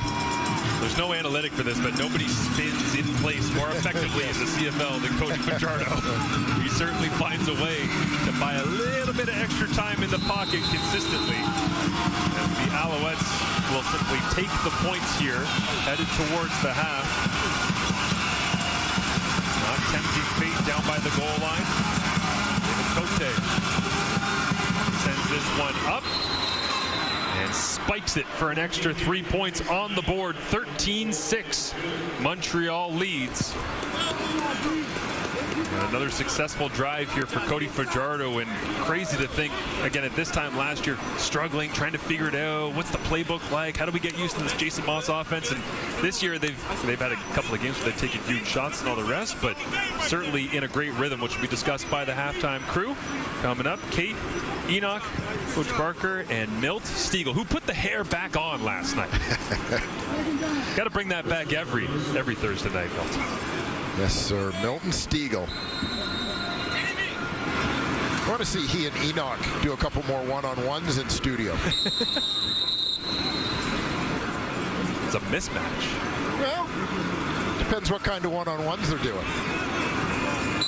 Well, we are headed towards the Summer Olympics here in 2024, so I'm not against an Enoch, Milt, or Chesney in there maybe. Full Olympic ringer throughout the CFL season. See what we can cook up. In the meantime, the panel will break down a 13-6 advantage for the Alouettes, trying to go to 4-0 as Cody Fajardo just keeps this thing rolling. High efficiency, making good decisions with the football. Yeah, last week it was the air show, lots of long balls. The story of Montreal's win over Ottawa this week, working underneath, but with similar success. Let's go down to Kenzie Lalonde, standing alongside Cody Fajardo. Well, Cody, this Argos defense not afraid to play aggressive. What do you see ahead? Yeah, you know, they're playing very far off in terms of their backhand and making me trying to be patient and throw the underneath stuff.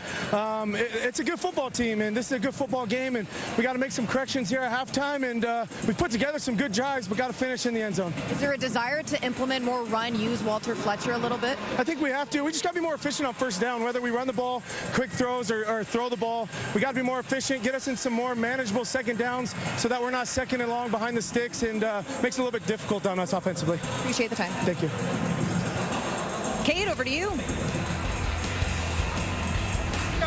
Currently up 13-6, and you know what? We hyped up this game all week long. It was a little bit lackluster, but we have to admit that final drive, at least Montreal had something going back alongside Enoch Mwamba, Jim Barker, Milt Stiegel, Paul Lapalisse standing by as well. And let's start with that last drive, Coach. And for Montreal, that was exactly what we were expecting. Well, it was kind of interesting because they've completely kind of changed what they want to do. They become a big play team, throwing the ball upfield, getting seams. You heard Cody right there talk about it. They have to get the ball underneath. They have to get the ball into playmakers' hands and let them do it. Now, they had the big play against two-man early to Philpott for the touchdown, but here you're going to see him do it in smaller chunks. And that, again, that's not what they've done through the year so far. So this is an adjustment for them. Very nice drive to end. They kicked the field goal because there's, you know, the time was not enough that where Toronto would have any chance getting the ball back at the 40. Usually down there, I'd go for it. But last play of the half, they did the exact same thing in the Grey Cup. They had a 3rd and short, and they kicked it. And I understand why. So, Cody is changing the game he had thought he was going to play because Toronto's done such a good job. Cameron Dukes. What's Cameron Dukes up to? Yeah, I'll tell you, Cameron Dukes, 59 yards, not a lot of yardage, right? 7 of 12 passing. But why this team has a chance every week, because he has not thrown an interception this year. He sees pictures well, and then he just goes, hey, I'm just going to take off and start running. And, certainly you want a defense when they're playing zone and everybody drops out. You see, you got 9 people there. It's sometimes hard to find a space to throw. What do? You take off and run, get the first down. Use your legs. Really good. This next one, and he's looking to his left. He sees 3 over 2. He can't find anybody to throw. Throws it and throws the check down. These aren't, crazy big plays, but he's keeping the ball, keeping in position. He's making sure I couldn't get that middle throw. All right, now I'm going to check it down. These are good decisions. Many young quarterbacks, they're going to throw interceptions and throw the defense back on the field, Enoch, in terrible field position. But they're doing a good job that way. Not a lot of yards, but good stuff for him, man. Absolutely, Coach. You're talking about the defense. You're talking about holding on to the ball. The time of possession is huge for both teams really right now. They're playing pretty conservative so far, but at the end of the day, the team that has the ball for the longer typically wins. And right now, the Toronto Argonauts are winning just slightly, and part of the reason is because of this running attack, this running game. You see here Kadeem Carey, who's one of the leaders on this team now. He's able to change direction and be physical even when he gets contact, gets the ball against down the stretch. He has a great combination of speed and strength, and he's leading this team right now, and he's actually helping Cameron Dukes tremendously, along with D-Money himself, Deontay McMahon, holding on to the ball. That is the key right now for the Toronto Argonauts. They got to hold on to the ball as much as possible, not to give the ball back to Cody Fajardo.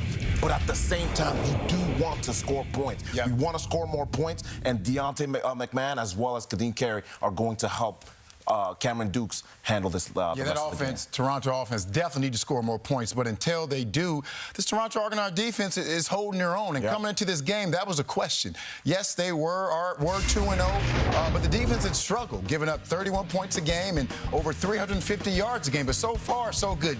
Montreal did have that last drive, but they held them to a field goal. They're pressuring Cody Fajardo. They've given up only 1 big play, so they're holding their own right now. Of course, I know they would like to have some turnovers. They would like to also have some more second down, stop on conversions. But right now they're doing a pretty good job. They got to come out. They got to remain stout. We know Cody knows how to make adjustments. We know they're going to try to run the ball a little bit more. But so far, so good by this Toronto Argonaut defense. I feel like this could be a completely different game in the second half, to be quite honest with you. I was just thinking, it's kind of like a prize fight. And they're kind of, feeling each other out. And then I think we're going to see a ton of points in the second half of this football game. Is it heavyweight? Is it middleweight? Is it lightweight? I'll tell you that. Flyweight all day, Phil. Artie typically has a play he's keeping and he's saving for the second half. I think there's one coming. Enoch's promised at 13-6. We got straight fire after the break. Enoch, you play defense. You know about offense. I watched them practice. Gotta get tough. Ain't no surrender when you go against us. No, we came to play and never give up. We want the title, come and try your luck. 'Cause we came to play. Gotta bring it in. 'Cause we bringing the same thing. Yeah, we came to play. We came to play. Get out the way, 'cause we came to play.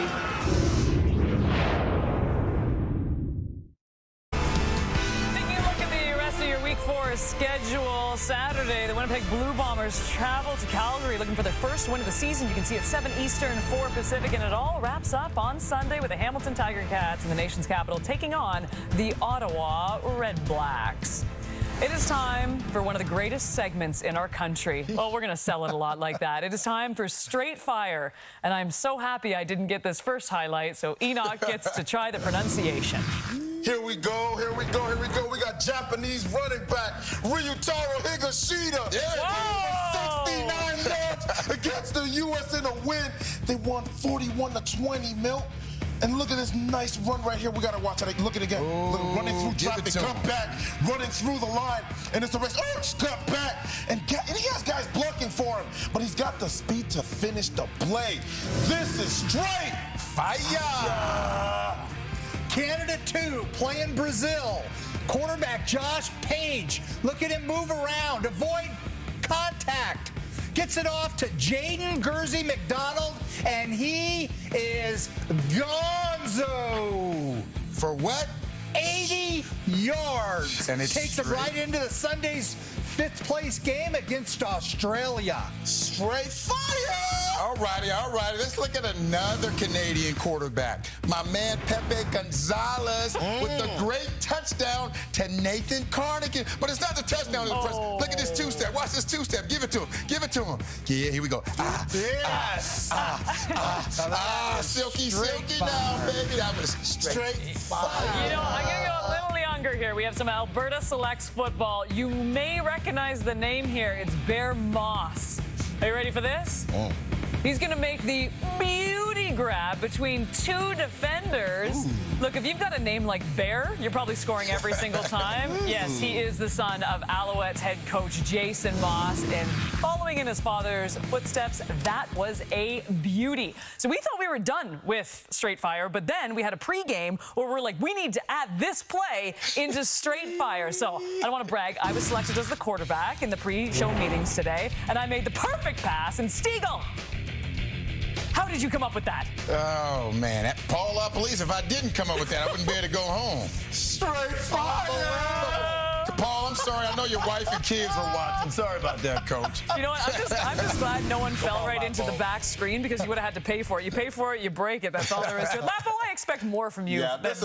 Coach. I mean, Milt does bring his receiving gloves in his briefcase, so there's that. My briefcase. As we've been mentioning throughout the show, a very special night for this guy, Ricky Ray, into the Wall of Fame down at BMO Field. He finished his CFL career 4th in passing yards, 5th in touchdowns. He's the only quarterback in league history to win 4 Grey Cups as a starter and the only player ever to lead 2 franchises in all major passing categories. As I always say, I have many more stats, but let's stop at that one because it's so impressive. And Milt, this is so well-deserved for Ricky. Oh, without a doubt. This man, what he did for the CFL in this time with 2 different organizations, I don't think any other quarterback will ever duplicate what he did. So it's impressive. It's great that he's receiving his flowers. So congratulations to Ricky Ray because he deserves everything that comes to him. Well, he saved the Argonaut organization. They were going through a lot of problems that we had.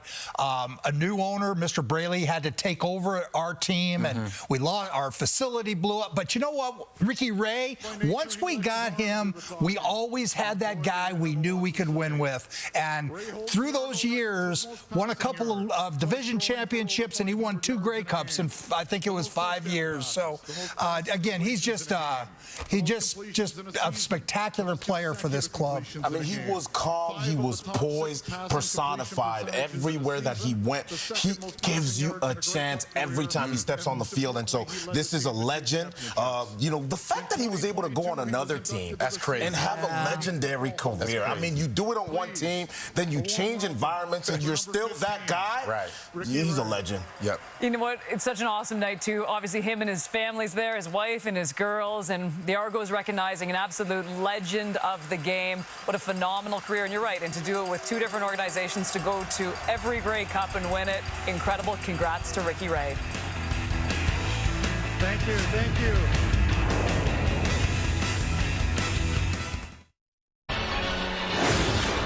Welcome back inside BMO Field, everyone. 13-6, the Alouettes up over the Toronto Argonauts. Only 10 rushing yards right now for the Owls and Walter Fletcher, and the passing attack being slowed down of the Alouettes as well. Winton McManus is fieldside with Kenzie Lalonde. Well, Winton, we break down that first half. You certainly made it challenging for Cody Fajardo. What were the takeaways for your group? I would say we got to keep playing our game, keep making him uncomfortable in the pocket. We got to do a better job tackling and getting off the field on second down. So how much of is it just an adjustment, or is it just better execution for your group here in the second? It's better execution. They're not giving us anything we haven't seen. They're not doing anything spectacular. We just got to hone in on our details and fly around. Appreciate the time. Thank you. Appreciate it. Thank you, Kenzie. And yeah, I mean, to Winton's point, it has not exactly been this high explosive, you know, we talked about fireworks off the top, but that's not for lack of trying. Cody's loaded it up a couple of times, and Toronto's defense, when he says playing our game, it's not just a cliche. They're just trying to force him to take things underneath and not hit the home run, it looks like right now. So doing a good job, but they certainly want to be able to get them off the field and limit some of those possessions, because these are the top 2 teams in average starting field position, and when they get in an opponent territory, they're pretty high percentage of being able to get points. Yeah, it's been the battle has, I think, lived up to its advanced hype. Yeah. These two teams had the much anticipated matchup in the East Final last year. Considered a big upset at the time for the Alouettes, but considering the role that they were in the midst of then and that has continued, maybe not so much of an upset. Fletcher Jr. gets things underway here with the return for the Alouettes as Tyson Philpott picks up right where he left off in week number 3, making catch after catch after catch, and the only major right now. Yeah, got things started on the scoreboard. Of course, Cody Fajardo's favorite target. Tyson Philpott, always a threat to score, and he did just that. In the first half of this ball game, as you said, Marsh, the game's only major thus far. Yeah, he's caught 27 of his 31 targets on the season as well, as Fajardo sets up a screen to get things going offensively. Walter Fletcher scored on one of those to the left-hand side against Edmonton back in week number 2, as Cody slow up onto his feet and looks no worse for wear as Fletcher picks up a couple. Yeah, you just heard Winton McManus talk about trying to make Cody Fajardo uncomfortable back there. I suspect having a couple of those big bodies landing on top of him make him very uncomfortable. And in fact, now the Alouettes quarterback heading to the sidelines. He was immediately frustrated that he thought he could have gotten a call for a late hit, but now heads towards the sideline, takes a knee at the 55, and Caleb Evans will warm up. Just 2 of 2 on the season, primarily in short yardage here, but of course does have CFL starting experience, so we'll see whether it's spot duty for a couple of plays or something more as we get another look at the hit that has brought Fajardo to a knee at midfield. And the way he got up looked like an ankle. He got those cleats caught in the turf as he was rolling back. Jake Serezna on top of him. And Serezna's one of those that, as Cody gets up onto his feet and escorted to the sideline, haven't called a lot of Serezna's games. Of course, traded for Curly Gittins Jr. in the offseason here, and putting down heights and weights leading into this one. You forget 6'5", 291. Yeah. Like, for a guy that moves like that, I had completely forgotten the size that Jake Serezna has, but there's a reason he was Edmonton's best defender for the last couple of seasons, and they had to give up something to get something. They got Curly Gittins Jr. They had to give up that man. And so Fajardo watches on alongside Jason Moss as Caleb Evans at the controls for the Alouettes on 2nd and 6. Short drop, looks to throw, holds onto the football, a flag comes in, and sacked in the backfield. Evans goes down with hesitancy, and Robbie Smith shaking his head. Yeah, just appeared in reaching, trying to make a play here. Face mask, Toronto, 15-yard penalty, automatic first down. There's Robbie Smith, number 40, playing that left defensive end spot on the twist. He gets some penetration, reaching, trying to bat the ball down. You saw his left hand come down, catch the face mask of Caleb Evans. So Evans gets wrapped up. Fajardo looked like he was trying to get back into the ball game here after just one step. The train steps in. No, that's not the protocol. So he'll have to wait on once again. So Evans, after taking a sack, gets a first down. This time fakes the run and now throwing it in behind. Intended receiver Reggie White. It falls incomplete as Parrish putting the pressure on with Jones off the edge for the double blue. Yeah, and you're seeing that desire from the Toronto Argonauts, particularly now with Evans stepping into the ball game to send a little bit of heat after the backup quarterback. A couple of unblocked guys coming off that offensive left side. Co-defensive coordinators here in Kevin Iben and Will Fields. Who do you think's calling all these blitzes up? It feels like an Iben call to send all that pressure on the quarterback, as Evans will throw once again underneath, little tunnel screen. Flags come down again. Cole Speaker tripped up. And there's an Argo down at the 50-yard line, grabbing at his lower body. We got bodies in the backfield. We got flags up. It looks like Quincy Moget again slow to get up. Just had the sack a minute ago when it got taken away by the Robbie Smith face mask penalty. And yeah, it is Moget back down on the turf. Well, Cody Fajardo in the meantime has made his way back into the Owls offensive huddle. So Caleb Evans, a tough couple of plays, but got through the 3 that he covered in spot duty there, as Moget very gingerly gets back up onto his feet. Former BC Lion, started out at free safety, made his way over here in a numbers cut for the Lions. Roughing the passer, Toronto number 94, 15-yard penalty, automatic first down. Wow. Well, face mask goes against Robbie Smith, and then Jake Serezna guilty here. Yeah, Serezna on the nose, straight bull rush, and he's off balance as he's bull rushing, and with a screen type play, the offensive lineman's letting him go. He's got all his weight leading forward. Stumbles in, and it is a low hit. It's the right call, even though unintentional from Serezna. 6 penalties for 60 yards so far for the Argonauts here tonight. Quick throw this time. Kale Julian Grant catches the slant from Cody Fajardo. Back in the huddle, back in the shotgun, and back on the stat sheet with another completion. First down, Alouettes. And here you see the strength of Keon Julian Grant. The defender draped on him, grabbing at his arm, just fights through it, focuses on that football, catch it in his hands, make a play for his quarterback. The Alouettes, more score zone opportunities than any team in the CFL coming into week number 4. They've been down here a lot, gotten a lot of reps. Score zone passing, they're 10 of 12, 83% completion, and 4 touchdowns. Fajardo looks to throw again. It is complete. Oh no! Rolls away after a huge hit as Keon Julian Grant had those strong hands on it for a second and had his legs chopped out. Jonathan Edward looks like the player that made the play. Yeah, Edward getting an opportunity to get some defensive snaps in the absence of Quincy Moget. Julian Grant has this one. We're on the same page, Mom. Doesn't survive that contact with the ground, the landing. Ball pops 3. Double whammy that time. Mason Pierce finishing it off after the hit by Edwards. So second down and 10. Pressure on from the Argonauts. Fajardo has to get rid of it. He does. Takes a hit. Misses the throw deep. Incomplete. Nearly intercepted. Deshaun Amos furious with himself. But it will be a stop for the Argonauts defense.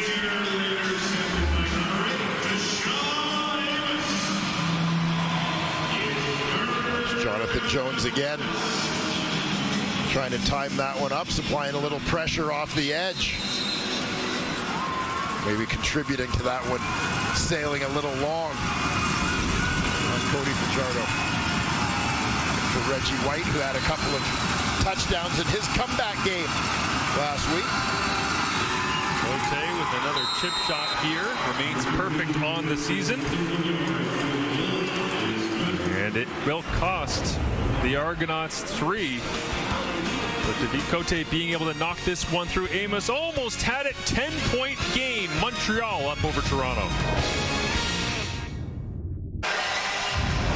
Cam Dukes, the first Argonauts quarterback to have 2 straight game-winning drives to start a season. Here's how he looks at the start of his 3rd effort in 2024. Yeah, see Cameron Dukes using his legs a little bit to start this one off, but it's been that same kind of high percentage, take what they give you pass game. in the early going. Another quick flipper this time. You know, pressure in this game may be impacting Dukes a little bit more than we saw it in the first couple weeks of the season. But I think that's to be expected for any quarterback, not just a young guy. Still doing a good job taking care of the football. Tommy Neal makes the grab on that last pass. Now this one low and away, but it is complete. Richardson Danny digs it out of the turf. Dave Ruffin, who was injured last week. Good to see him back in the Alouettes defensive secondary. Yeah, ball's out quickly and on time. Again, you see a clean pocket for Dukes to work. Offensive line doing their part. And this one low and away as well. As Tavares Daniels, haven't said his name much at all tonight, but they'll spot it as completed right now, and a little injection of life and energy thanks to Ryan Dinwiddie going with the hurry up. Yeah, this one coming in a little bit low.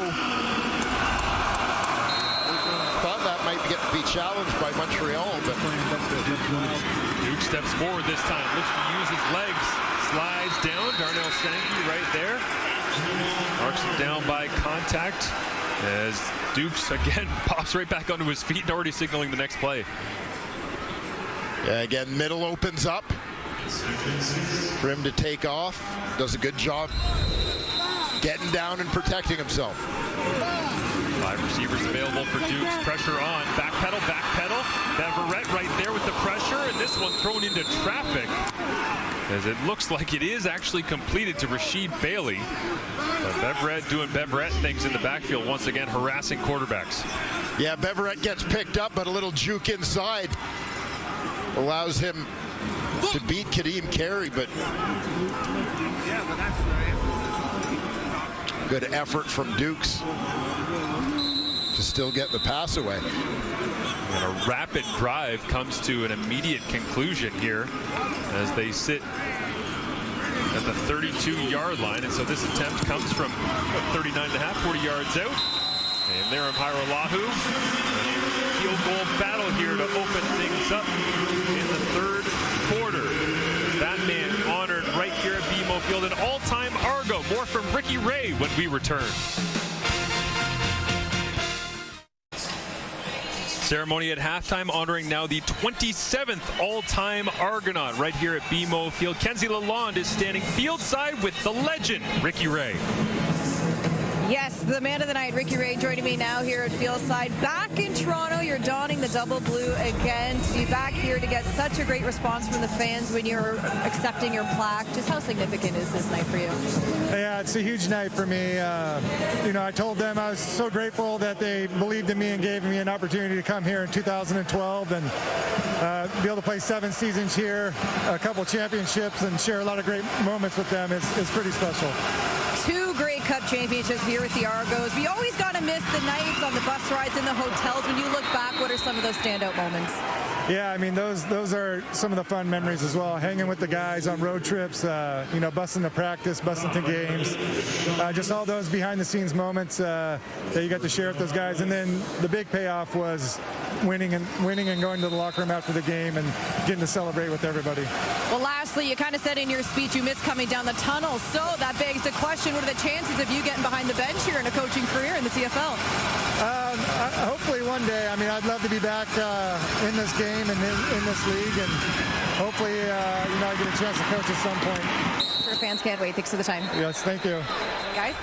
Thank you, Kenzie. It's great to hear from Ricky Ray. I got to say, as a young quarterback growing up, perfect time to watch Ricky Ray on the CFL on TSN every night. Holding Montreal, number 84. Just watching him penalty, throw those darn corner routes. Repeat first down. And going, how? Yeah, How does he throw it that gently and make it always land in the perfect spot? And how does he get enough pace on the football while making it look like he's not actually throwing it at all? Yeah, Ricky Ray to Jason Tucker was something of a staple in Edmonton. And obviously a great run here in Toronto as well. Heard them talk on the panel at halftime about the fact that he was that guy for 2 different organizations. Yeah. Speaking of corner routes, this one off the mark from a former protege, and Cody Fajardo intended for Reggie White after Tyson Philpott had a block in the back penalty that backed them up into a tough down and distance. But amazing to have Fajardo here. Obviously, Jason Moss, the connection with him, alongside Ricky Ray, the Edmonton-Toronto pipeline. Danny Machocha involved in all of that as well. Coach Barker back in studio. I mean, everybody's got a connection point to Ricky Ray. And that's how you know you're one of the game's legends. Now second down and 20. They barely get this one off, or do they? And timeout, Montreal. So Jason Moss has to burn it, but gives us a chance to look back at some of the great moments of Ricky Ray's career, and all of these are iconic, whether it's the 100th or 2017 in the snow. Certainly in double blue, he made his mark. Yeah, immediate impact after being traded from Edmonton. He and Scott Milanovich certainly clicking as quarterback and coach, coming together for, as you said, a couple of the greatest moments in Toronto Argonaut history. Timer, please reset the game clock to 8:01.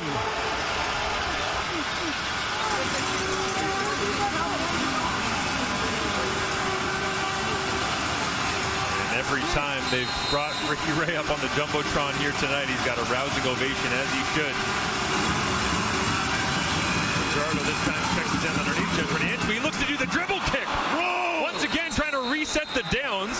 Was he behind the original line of scrimmage trying to dribble it the same way that he did a couple of times last year? Antwi looks pretty confident.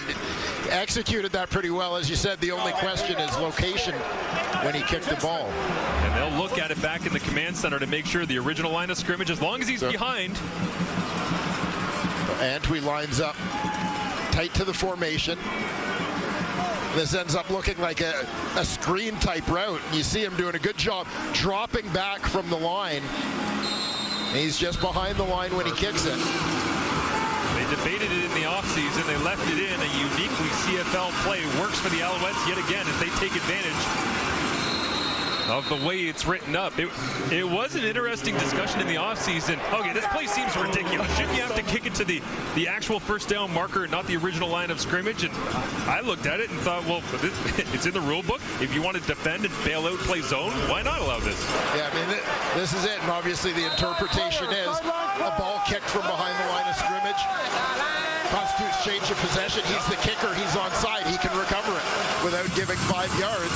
Change of possession, first down. Essentially an onside punt to yourself recovered is now Fajardo. The first and 10 will get wrapped up high. But he is a runner in that situation, crossing the line of scrimmage, so not afforded the passer protection. And a minimal gain on the play. And big Jordan Williams, number 95, gets in another play here, shedding the block. Getting a piece of the Alouette quarterback. Not to be confused with linebacker Jordan Williams, played with the Argos last season, traded to Hamilton in the offseason before retiring. Quick slant, Charleston Rambo makes the grab, and that will be close. It looks just short from our view at the first down marker, but they are inside the 45, and Jason Moss already on the headset, getting the next call ready. Yeah, quick hitter just getting inside position on his defender is Charleston Rambo. Quick slant from outside. Caleb Evans comes off the sideline alongside Devin Dallaire. Fullback checks in. Christian Matt as well, veteran. First round pick back in 2010, extra offensive lineman. The role he's taken to start 2024.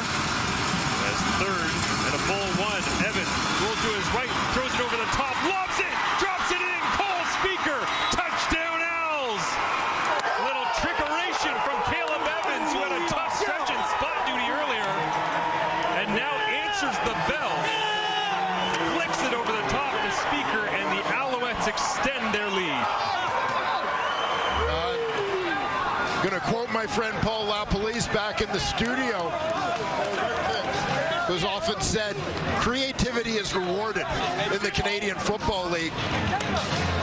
And this drive speaks loudly to that point as you see the onside punt for a first down. And then the creative deep pass over the top in short yardage, perfectly executed by Montreal, creating points. 3rd and 1. Right up, baby. To put 6 on the board. 44 big ones from Evans. The fadeaway touchdown toss. 23-9. Alouettes. And Fajardo loves it.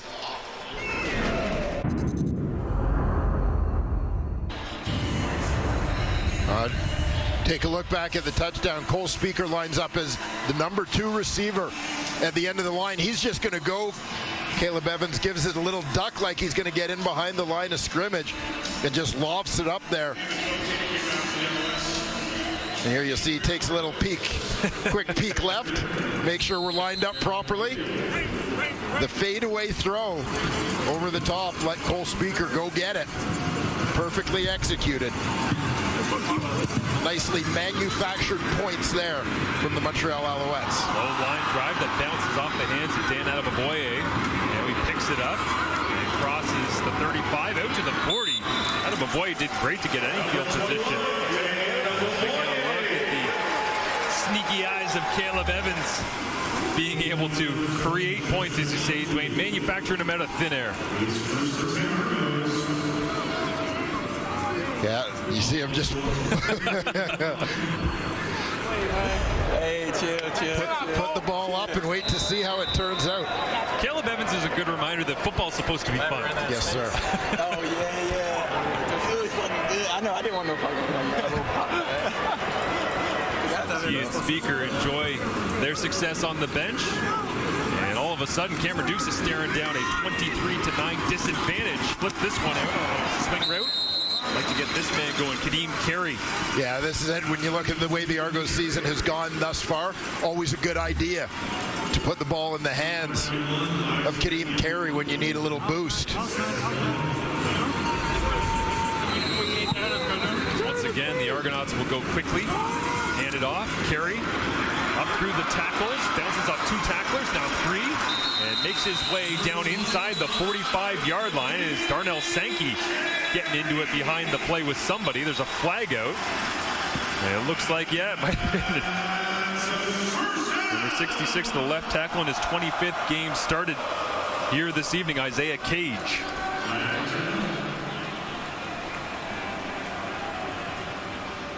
And this is where there will probably be an important reminder on the sidelines about discipline from Al's head coach, Jason Moss. Offsetting misconduct fouls, Toronto number 66, Montreal number 1. First down. We've talked to Jason Moss over the last couple of weeks. He talked about the loss to Toronto down the stretch last year as a bit of a turning point in their season. They haven't lost since that one, but there are some concentration and discipline lapses that were addressed after that game. The team cleaned them up, responded accordingly, and has been unbeatable ever since. And off to the short side of the field, Johnny McMahon. A little bit of lightning to the thunder, maybe, of Kadeem Carey in that Argonauts backfield, and the offensive line moving bodies up front. It's a first down. Yeah, Toronto getting back to their bread and butter. Their offense is built around being able to run the football, letting their offensive line, the strength of their team, dictate things. Pressure look, they get it out, back to DeMonte Coates. He's got room here, into the short side of the field. And that's one of those play calls that you just kind of luck into a blitz coming from that side and screen it right back the other way. And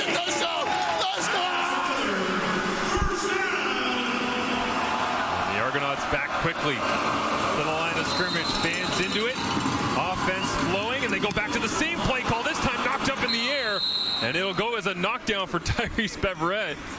I don't think he had one of those last week. No, you got to add a knockdown because the forced fumble, the fumble recovery, the interception, the sack weren't enough last week. Yeah, and you're going to see him coming off the left side of your screen, end defender on the line. He's the unblocked man. He comes free.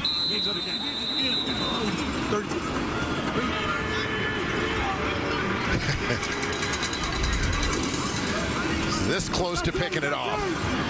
Yeah, he was thinking, you're always asking guys what do they like as defensive plays. He was thinking knockdown, interception, touchdown. That one hanging dangerously in the air. Now Dukes looks to throw, gets it out of his hands, cut it back against the grain. Rasheed Bailey wrapped up and dropped down. He's Leon, the one that makes the play there, and Ryan Dinwiddie intensity ratcheted up here. 3 minutes remaining in the third quarter, down 23-9. You saw Jeffrey Canton-Arcu already has a sack in this ball game, in on that tackle. Playing a lot of snaps defensively, as Montreal likes to use different personnel packages. Add him to the list, Montreal's first-round pick this year, of guys making an impact. Montreal's drafted players coming in, making an impact for a contending team. Linebacker from Quebec, started his college career at Syracuse before transferring to Memphis. Another great young Canadian here on Canada Day weekend. Great to have you with us as the Argonauts looking to dig their way back into this ball game. Play clock down, and they're just going to ice it on third down. Dinwiddie decides not to go. Time count, Toronto, number 11, 5-yard penalty, third down.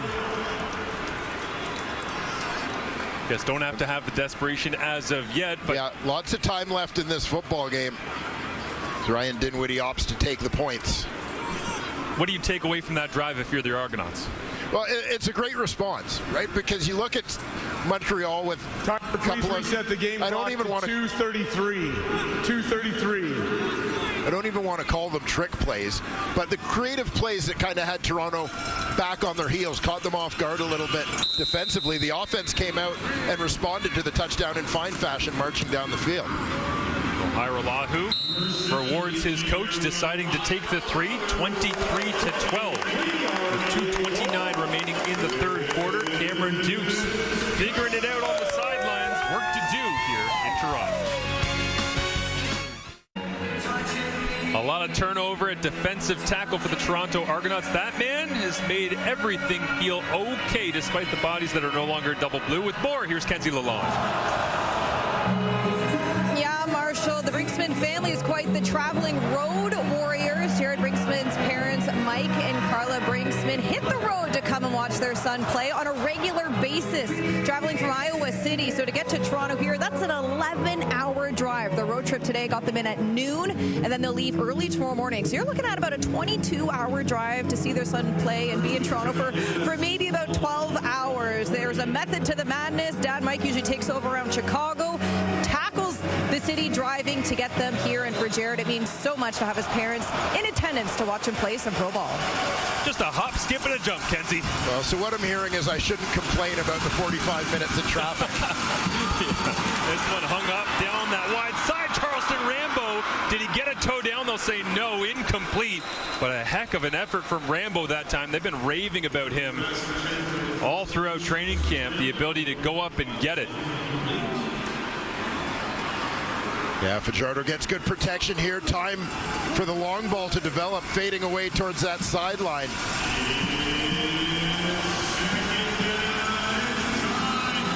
There you see Jared Brinkman. Hand stuck in the... Thumb stuck in the face mask of Pierre-Olivier Lestage. Parents drove all that way just to see the thumb get stuck. Brinkman digs in here again on 2nd and 10, this time underneath. Crossing route, and another big night for Cole Speaker, as he's over 100 yards now, had 49 yards on the season coming into tonight. How about this for the depth in the Alouettes receiving corps is just when you think they're going to lock in to Philpott and Julian Grant, Cole Speaker comes through with a 100-yard night last week. Reggie White as well, over 80 yards, a couple touchdowns. We get another look at the Brinkmans. I told you, honey, his thumb's stuck. 1st and 10, Fajardo sets up the screen. Walter Fletcher has some room. Great rallying again from this Argonauts defense. Quinton McManus and Jared Brinkman. There you go, Jared Brinkman. Absolute monster during his college career at Northern Iowa.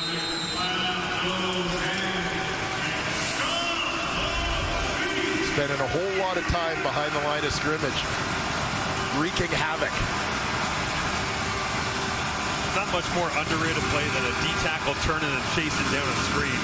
Brinkman does it there, which sets up second and long. Fajardo, pressure on from behind. He doesn't know it's there. Tripped up. And we'll see where they spot. It looks like a yard or two shy of the first down marker. And was that Derek Parrish picking him up and putting him down to track down Fajardo. Yeah, good effort play there from Parrish, the first-year defensive end. University of Houston Illegal product. contact, Toronto number 30, 10-yard penalty, first down. Penalty woes continue, so John Jones called for that one.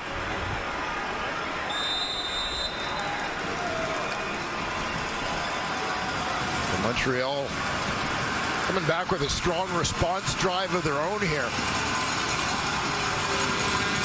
So many times already this season, just week 4, but they've found a way to answer. It's Keon Julian Grant.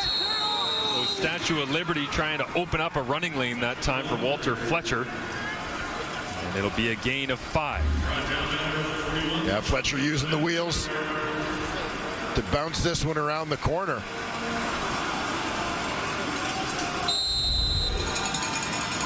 Making it second and manageable. There really is an art to those. I'm not blocking, but I am blocking. Yes. That's no more crackbacks and no blocking towards your own goal line. These players have figured it out pretty quickly over the last couple of years. Yeah, sometimes you're going to just get in the way. Garda looks a quick throw, gets it out. Rambo digs his way down to the turf. And it will be a first down for the Montreal Alouettes, threatening to extend their 23-12 lead as we head to the 4th and final quarter. The Alouettes have not trailed in any game heading to the 4th this season. That trend continues in week number 4, but will they move to 4-0? We find out coming up. The conclusion from BMO. The numbers after 3 quarters of play here in Toronto. Montreal holding on to that lead back and forth. We go a good drive. They decide to take the points here if you're the Argonauts. Not desperation time yet, Dwayne, but certainly inching towards that because Montreal is not giving up much in the way of time of possession. Well, that's been one of the interesting shifts through that 3rd quarter, right? Is Montreal holding on to the football a little bit where Toronto had a slight edge in time of possession to this point.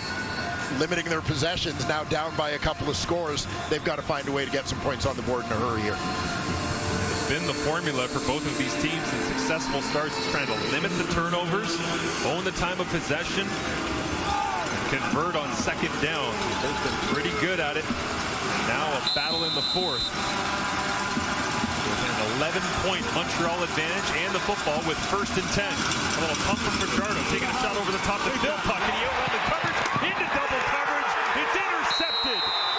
The Argonauts pick it off as Fajardo tries to hit the home run on the first play of the 4th, and the Argos take back possession. Toronto Argonaut defense that was hurt by the deep ball a week ago comes up big here. Now watch, Philpott's going to go down the outside, but also keep an eye on Keon Julian Grant in the middle of the field. As this one gets thrown, contested ball, but meanwhile,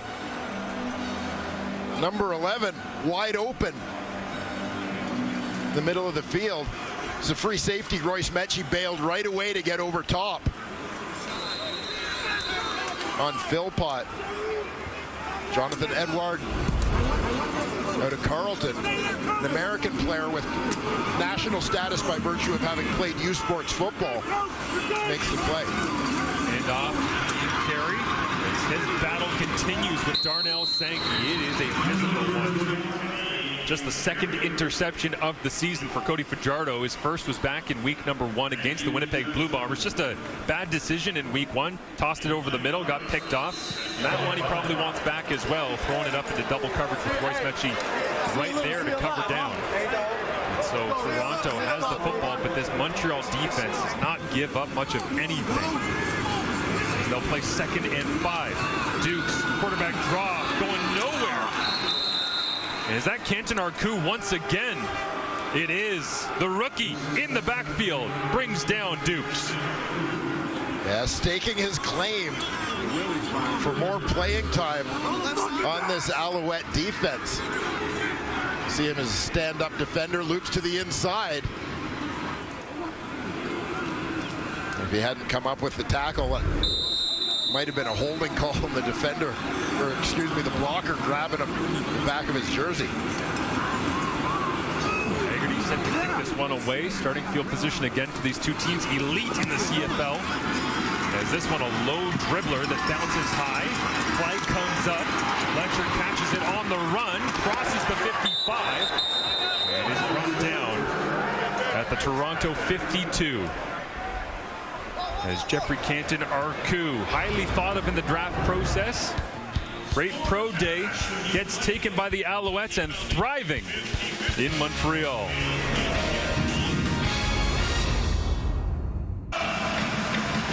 If you're going to be a top-flight franchise in any league, you got to have memorable builders, and certainly the Toronto Argonauts are not short on them. And Bob Obilovich in the house this evening is Bill Manning and Pinball Clemens presenting him as part of the celebrations here tonight that you have multiple connections to, Dwayne. Well, I'll tell you, this is pretty cool to me because two of those guys are among the 6 Hall of Fame head coaches that I've played for in my life. My high school coach, Peter Martin, great member of the Toronto Argonauts organization in many different capacities over the years, from player to broadcaster, president of the Alumni Association. I played here for Bob Obilovich in 94 and 95. That was a guy who gave me a great opportunity in my career, gave me my first opportunity to be a starter. And, you know, I am forever grateful for that. But to Peter Martin, as I said, a guy who was my high school coach. And I followed him to Western, followed him to playing for the Toronto Argonauts, followed him to teaching at Port Credit High School and working in broadcasting. He's never led me astray. Fantastic connection points. As always, is this one thrown back across the body. Fajardo, not gun shy after having that interception, completes it. And Reggie White, a couple of touchdowns, only had 4 catches in that game last week against Ottawa. 2 of them were majors, and back on the stat sheet here. Yeah, Cody Fajardo forced out of the pocket here. Keeps those eyes downfield. Reggie White, talked about his story last week. This is a guy who missed all of 2023 with a major knee injury. Finally made his return in week 3. Had been a 700-yard receiver for this team in 22. Inside run, look, flipped out to Tyson Philpott, trying to script up a touch for 6, and he's down the sideline 3, adding to his yards after catch tally. A late flag comes out as well along the far sideline. That felt like Jason Moss said, okay, we haven't gotten Tyson a touch in way too long. Let's find something. Well, this is it. We talk about these teams when they need it, getting back to their bread and butter. Unnecessary roughness, misconduct foul, Toronto number 30, 15-yard penalty at the end of the play, first down. We'll see the tail end of this one as you see the screen to Tyson Philpott. There's a couple lead blockers out front. It looks like he chucked Reggie White at the end of the play, maybe. Yeah, right on the left side of your screen. You saw him dump the receiver, Reggie White, behind the play. Pressure on here from the Argos. They screen it away again to Keon Julian Grant. Can't get away from the tackle. Looks like Deshaun Amos was the one that held on to the leg of Keon Julian Grant. Wouldn't let him go, so it's a tackle for loss on a screenplay. Yeah, and this is a terrific play by Deshaun Amos, as we've talked before about how hard Julian Grant is to bring down. Deceptively strong guy playing in a receiver position. He's often able to run through that first tackle, but Amos just wraps up and holds on long enough to get a little bit of help. 2nd and 7 plus. The Alouettes second best in the CFL converting. Can they do it here? Little inside handoff draw going nowhere as Walter Fletcher brought down behind by Robbie Smith. Yeah, Smith coming from the left side of your screen at his DN spot. Tries that quick swim inside. Eventually able to scrape over there and make the play. Justin Lawrence is getting beat up tonight. That time, Fletcher falling into the legs of his center, who's trying to get a block on the next level. And back up onto his feet to the sideline, and out comes the field goal unit, 45 yards away. Cote lines it up. Inside 10 minutes remaining here in the fourth quarter. And this kick will sail wide to the left. Bringing it out of the end zone. Avery Ellis, defensive lineman, tries to tackle by the hair that time of Janarian Grant, who keeps on chugging. And somehow was able to make his way out of the end zone, despite Ellis, the athletic backup defensive end, trying to make the play. Technically part of the uniform. The hair is legal. Doesn't feel legal when you watch the replay of it, but that's what the rule book says.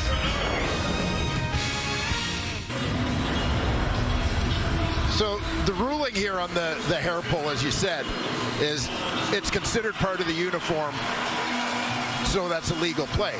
But based on where the hair is, if it's considered part of the uniform, should it not be treated as a horse collar tackle? To me, logically, if you're making the argument that it's legal, you should say that it's not part of the uniform. That might be a tweak in the rule book moving forward. The language of it is a nice accurate throw inside. That time leading Tavares Daniels up the field from Cameron Dukes. They'll go quick once again. His first 3 games at home here for the Argonauts only happened before in 1946 and 2001. They got a home winning streak going as well, and as they try to crank up the tempo, they're trying to continue their home regular season winning streak. They get set with Janarian Grant at the bottom of your screen. Dukes looks that direction, gets it out quickly as Canton Arku alongside Nafis Leon will bring down Tavares Daniels with another grab. Canton Arku continues to be a presence here tonight. And the last big second down here for Cameron Dukes and the Argos. Dukes looking into traffic, intercepted, overthrew it. Coming back is Deontay Ruffin, looking for a couple of blocks in front, all the way down inside the 10-yard line. And with an 11-point lead and 8 minutes remaining, Cam Dukes throws an interception. Flags come out at the end of the play as well. Little scuffle as they clear things up. But Cameron Dukes, so clean, so accurate for so much of the early part of this season, misses the mark high, and Ruffin makes him pay. Alouettes possession when we return.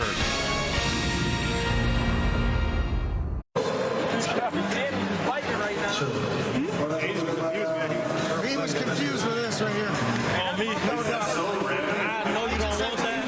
A little confusion being noticed there by Noel Thorpe, showing his defensive backs as here's the interception, Wayne. Yeah, looking for the inside receiver there. Tavares Daniels, ball sails a little bit into the waiting hands of Deontay Ruffin. We talked earlier about Montreal trying to get Dukes out of his comfort zone, and they did. Jardo slings this one incomplete on first down. First interception of the season for Cameron Dukes. We talked about a little bit of, as time becomes the enemy, desperation forcing Dukes to throw the ball deeper as we take a look at Cody Fajardo taking a shot here. Robbie Smith beats the block of fullback David Dallaire.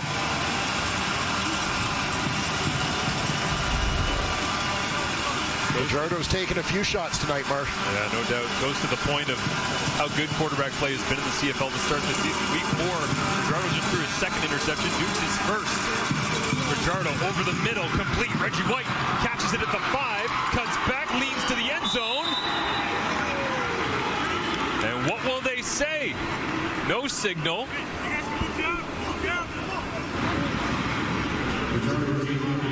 Cody Fajardo over the middle of the field. Same look as when he caught Tyson Philpott with a touchdown earlier on, and they'll spot it at the 1. Yeah, working towards the middle.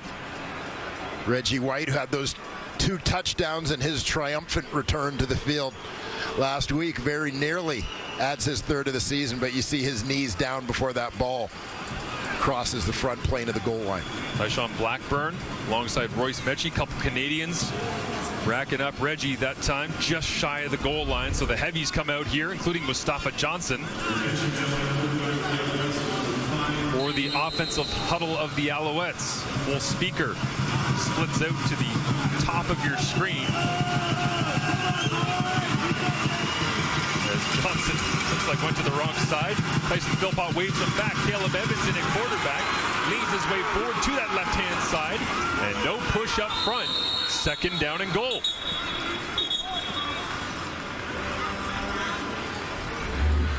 Another one where he's sliding, trying to find a soft spot to get north-south, but the Toronto D just flattens out that offensive line in a hurry. Quinton McManus staring it down on the other side, just like Darnell Sankey has been all night for the Montreal Alouettes defense. As McManus, one of the very best all-around linebackers in the Canadian Football League. The lone man who will read the play from about 2 yards depth off the ball. Evans digs in, slides to the left-hand side. Touchdown, Alouettes. We just talked about this last night. Right. Why you so close to my dog? Out of here, man. And you'll see McManus is the linebacker. He's picking a spot, trying to go over the top to get Caleb Evans. Evans ducks underneath him as he slides left. This time there is a soft spot. He finds it en route to the end zone. Handshakes all around for the Alouettes offense as they get set to have 30 points once again here on the evening, averaging 32.3 coming into the ball game. So despite the fact that they took all those checkdowns early on, Toronto had all the high completion percentage to get. They look like they're still on pace for the number that they have been hitting over their first 4 games, which appears to be a 4-0 start for the Alouettes. Family right here. Come on, love you. And here you see points off turnover for the Montreal Alouettes. Caleb Evans finishing off that abbreviated drive. Last Thursday we were in Montreal for their home opener, of course, celebrating the Grey Cup. Anthony Calvillo. We talked about the high completion percentage for Cody Fajardo and the impact Calvillo's had. Well, how about this? This will be the first Alouettes 4-0 start since 2009. There you go, a Grey Cup season.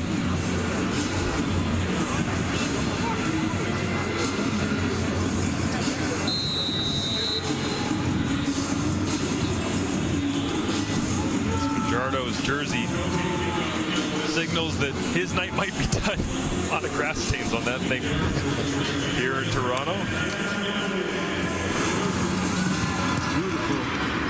Lotte sends it away, and this one again gets away from Adam Aboye. Janarian Grant is back there, and now even more trouble, and down at the 5-yard line. What a mess in the kick return department that time for the Argonauts specials. Yeah, tough situation to be in, down 18. Adam Aboye, the returner on the right. Like he might have lost it in the lights there for a second, just misjudged the trajectory of that ball coming in. Then in the panic to pick it up, had a little bit of trouble. The Argos find themselves 104 yards away from the opposition goal line. He's trying to bounce back from the earlier interception, now holding on to the football, finally decides to check it down. Quality couple of yards after the catch that time. Go to Kadeem Carey. We said earlier, it's hard to imagine that he just kind of fell into the waiting arms of the Argonauts. Said he only had 2 teams he was interested in free agency. Toronto was one of them. And they called. It was pretty much a done deal. He knew it was the right fit as they play second down here. Quick throw out to the left of Dukes. That is complete. Demonte Coxey makes the grab.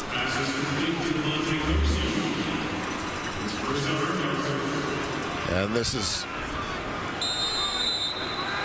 the Argos taking what's given to them as they kind of have to, given the field position right now. But ball. Big grab that time by Tommy Neal, but wrangled and pulled backwards quickly. And you can feel the discomfort in this Argos offense trying to go hurry up as they get it out to the sideline here. And Kabian Ento, in concert with Najee Murray, brings Neal back, but this is not their comfort level as Neal will go to the sideline.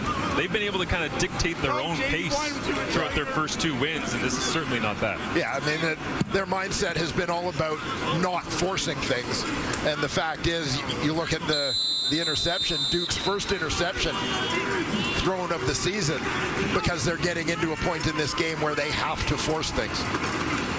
So 3-man rush this time, drop out 9, and check it down once again. Kadeem Carey rambles down the right sideline. Solid pickup before he heads to the bench. And it will be a first down. Tommy Neal checked over by the training staff after that big hit from Kabian Ento and Najee Murray's. Dukes, quick game, looks out to the side, poke, that's complete as well. And Defeats Leon right there to wrap him up. Yeah, and when you're Montreal, you're in a situation where your whole mission here is nothing goes over our heads. We can't give up a big chunk, right? Big chunk is time efficient for Toronto, which is the one thing Montreal doesn't want. Into the middle of the defense that time, as Rasheed Bailey found a little bit of wiggle room in between the zones, moves the sticks across midfield. Well, nice throw there from Dukes to take one of those big chunks that have been so few and far between today. Pressure coming this time from the Alouettes. In coverage across the board, they forced it out of Duke's hand, and Ruffin right there on coverage. Incomplete, intended for Mackay Pope. As we have hit the 3-minute warning here in Toronto. Looks like one streak will continue. Another, the home winning streak in the regular season of the Argos, coming to a close. Welcome back to Toronto. Inside 3 minutes we go as Cameron Dukes still trying to create some offense here. Chased down and throws it towards the sideline. Incomplete, intended for Richie Sindani. The Argonauts' first game against the East this year. They began with wins against BC and Edmonton. Close wins in both of them. 10-0 against the East last year. En route to going 16-2 in the regular season, but the Montreal Alouettes have very quickly snatched up the title of kind of beasts of the East, the threat that everybody sees coming based on this first month of the CFL season. Yeah, last month of last season, first month of this season. Consider that the Toronto Argonauts did not lose at home all of last year. Incredible as Cameron Dukes this time flips it out. Three-man looks at Deontay McMahon. Quick along the right sideline and steps out of bounds as the Alouettes 11th straight victory. It's crazy to think how long it's been since they have actually tasted defeat. Yeah, I mean, you can see the confidence, even at this stage, continue to grow every week. It was so evident in their run at the end of last season and just their ability to pick up right where they left off. And it's been with good football. And they jumped on teams as well, right, during the first month of this season. Coming into tonight, plus 20-point differential in the first quarter, plus 22 in the second quarter. You stack that up with the 3 games they had coming in: Winnipeg, Edmonton, Ottawa. Closing things down, owning time of possession, avoiding turnovers. It's a good football team. They proved it again here tonight as Fajardo is back on the field, completes to Devin Dallaire. And Dallaire has a catch that goes for maybe a gain of 1. Yeah, the goal for Montreal at this point, I mean, keep the clock running. The situation where it's a 3-possession game, 2.5 minutes to go. Dallaire, if he's going to get taken down, didn't mind being taken down in bounds. Timer, keep the 20-second clock at 13. As the power structure here with Danny Machocha as general manager. Established and in control of this franchise that continues to look more and more dominant as the season goes on. As they let the clock run down here. And Moss will call timeout with the play clock hitting 0. Timeout, Montreal. Wasn't the cleanest night for Cody Fajardo, though, Dwayne. He did have to face a little bit of adversity. Got banged around a couple of times this evening by this Argos defense. Yeah, but demonstrated an ability to make plays despite that. Taking shots, but standing in, making throws, moving the football. Had to leave briefly after that one hit, but Cody Fajardo gutting it out, guiding his team toward victory here tonight. And as we said off the top, he's got a little bit of everything in his game, right? The accuracy's a little better, the deep ball's a little bit better. He's always had the toughness and the running ability, so starting to piece it together. As they'll flip it underneath, Charleston Rambo with a couple of blockers out in front. A great tackle that time. That is quintessential Winton McManus. Yeah, McManus. Timeout, Toronto. Leads this D by example right in the middle of your screen. Great redirect there when he recognized what's going on. You saw him moving towards the line of scrimmage. A terrific recognition and reaction. McManus playing the middle linebacker spot this year, after playing on the weak side for most of his career to this point. And earned his stripes on special teams, something that he talks about glowingly, even having to play special teams when he signed over in free agency to come to the Double Blue. Talks to the younger players, specifically the younger defenders, about the importance of learning and earning your opportunities. He did it. Talks the talk, walks the walk, and makes a great play that time to get Montreal off the field. His punt drops down, Janarian Grant at the 22-yard line. Again, trying to go for the wide side return and gets dumped down around the 30. The CFL and TSN continues tomorrow as the Bombers head to Cowtown to face the Stamps. Winnipeg trying to avoid an unthinkable 0-4 start. Tune in at 7 Eastern, 4 Pacific, only on TSN. As Winnipeg, some of the numbers, the stats coming out of their beginning of the year. Offsetting misconduct penalties, 15 yards each. Montreal number 20, Toronto number 32. Well, they clean up a couple of penalties there, but Winnipeg start wild to think about. The challenge.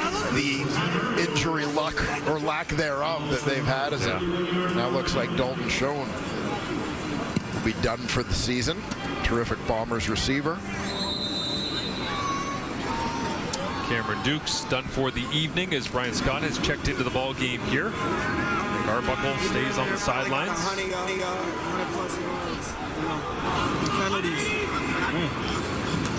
Scott, quick release, gets it out with his hand to poke. And Tyrese Beverett escorts him out along that Argonauts sideline. Yeah, and good opportunity here to get a few snaps in for Brian Scott. Saw very limited action, just a handful of series last year for the Argos as he and Dukes both served as rookie backups behind Chad Kelly in 2023. Big body too, 6'2", 220. That quarterback bouncing around there. Receiver Demonte Coxie. Working that near sideline as Ryan Dinwiddie trying to get some positive film laid down here for the Argonauts to move forward into week number 5.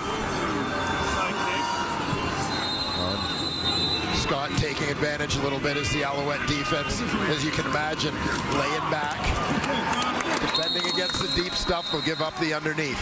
You just know Northorpe hates this though, because he prides himself on first down metrics and winning that down and distance and getting off the field on second, and all of these hurt all of those numbers that he cares so much about. Yeah, but you know what he cares about more? Yes, yeah. Winning. Yeah. Scott again, quick slant underneath. Thorpe and his defense will allow it. As far as Daniels adds to it, really impressive the way that Montreal's defense in concert, always talk about that complementary football term, but the style of this defense feels like it fits ideally with what Jason Moss is doing offensively. No secret. They have been paired up by Danny Machocha. Now down the seam, taking a shot, dropping it in. And it's a touchdown.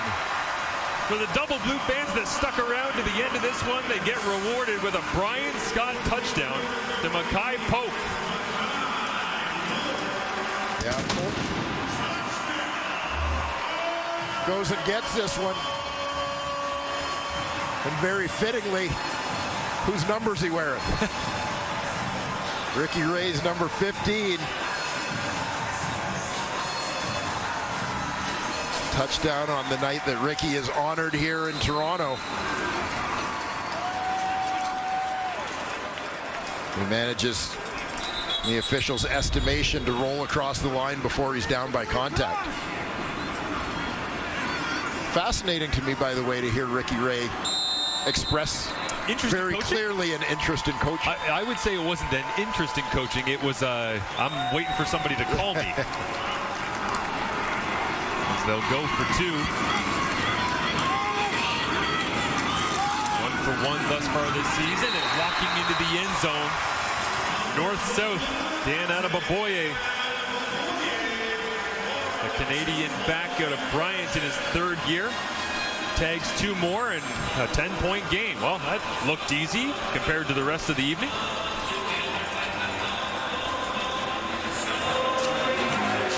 Big play there for Mackay Polk, a guy who, you know, the Argos' first game,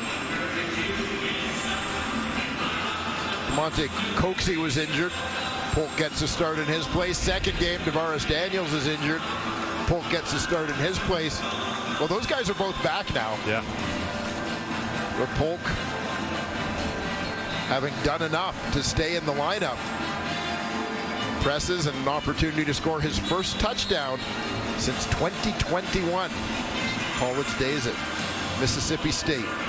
One of those stats that makes you realize there's probably a handful of Argos fans out there that go, the night was disappointing, and I don't even care we had that late touchdown. What matters to that guy? It's been a long time since he's been able to celebrate. Yeah. You know, and looking to make plays, keep himself on that roster. He's a guy, you watch him out there, he plays with an edge. Yeah. Takes every battle with the DBs personally. Great article by him on Argos website by Mike Hogan. Liram Hairolahu sets this one up. High lofting onside kick, hangs in the air, and then is received comfortably. Looks like Keon Julian. And that's the guy I'd want on the hands team too. Big body, strong hands. Not afraid to make a catch over the middle. Makes sense. Yeah, it was summed up right there. As Montreal didn't get it, all their blocking responsibilities taken care of here. As an Argo gets free, essentially what you're trying to do on hands team is put a row of blockers in front and protect that guy to catch the ball. So he's not getting hit as he catches it, but Grant, as he has demonstrated on offense over the years, very capable of making a catch while taking a hit. Side handoff here, right down the hash. Nice chunk on first down for the Alouettes, as Cody Fajardo still in the ball game. Likely a series of handoffs, but interesting not to see any of his backups, whether it be Caleb Evans or Davis Alexander, check into the game. But Cody enjoying a little bit more field time here in week number 4. And I suspect sometimes when you're Cody Fajardo and you've taken some hits over the course of this ball game, frankly, you want to close it out. And I think adding to that the rivalry between these two teams and the fact that his last loss was here. Now he'll kneel it out. Wave goodbye to the Argos. The last time these two teams played, it was an iconic and memorable 2023 East Final where that man, Jason Moss, was able to solidify a Grey Cup opportunity, and pure disappointment for the Argonauts after a 16-2 regular season. They had, of course, that first round bye in the East Division playoffs. Hosting that game, huge crowd. And Montreal came in and stole it from them. And now the Alouettes come back in and get a big victory on the road to move to 4-0 for the first time since 2009.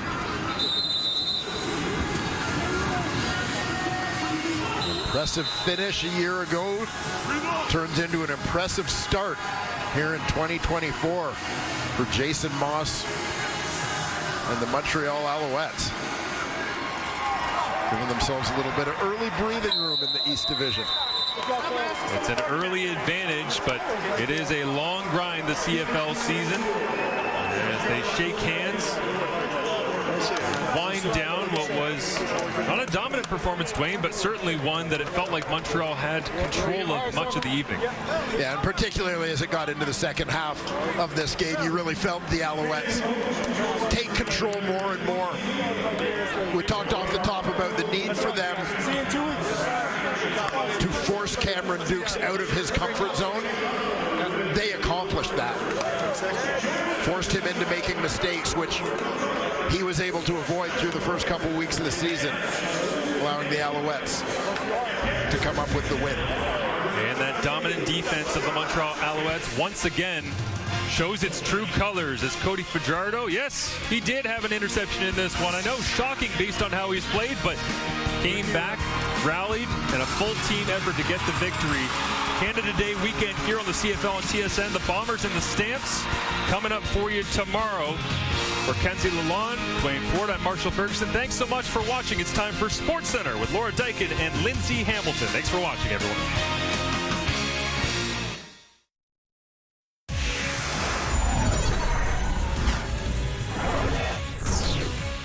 Canada. Welcome inside Sports Center alongside Laura Dykin. I'm Lindsay Hamilton. We will fill you in on what happened in the NHL draft in just a moment, but let's start with Friday night football battle between the Owls and Argos. This a rematch of last year's Eastern final. And Laura, we knew it was on the line going in. Two undefeated records, the Alouettes 3-0, the Argos 2-0.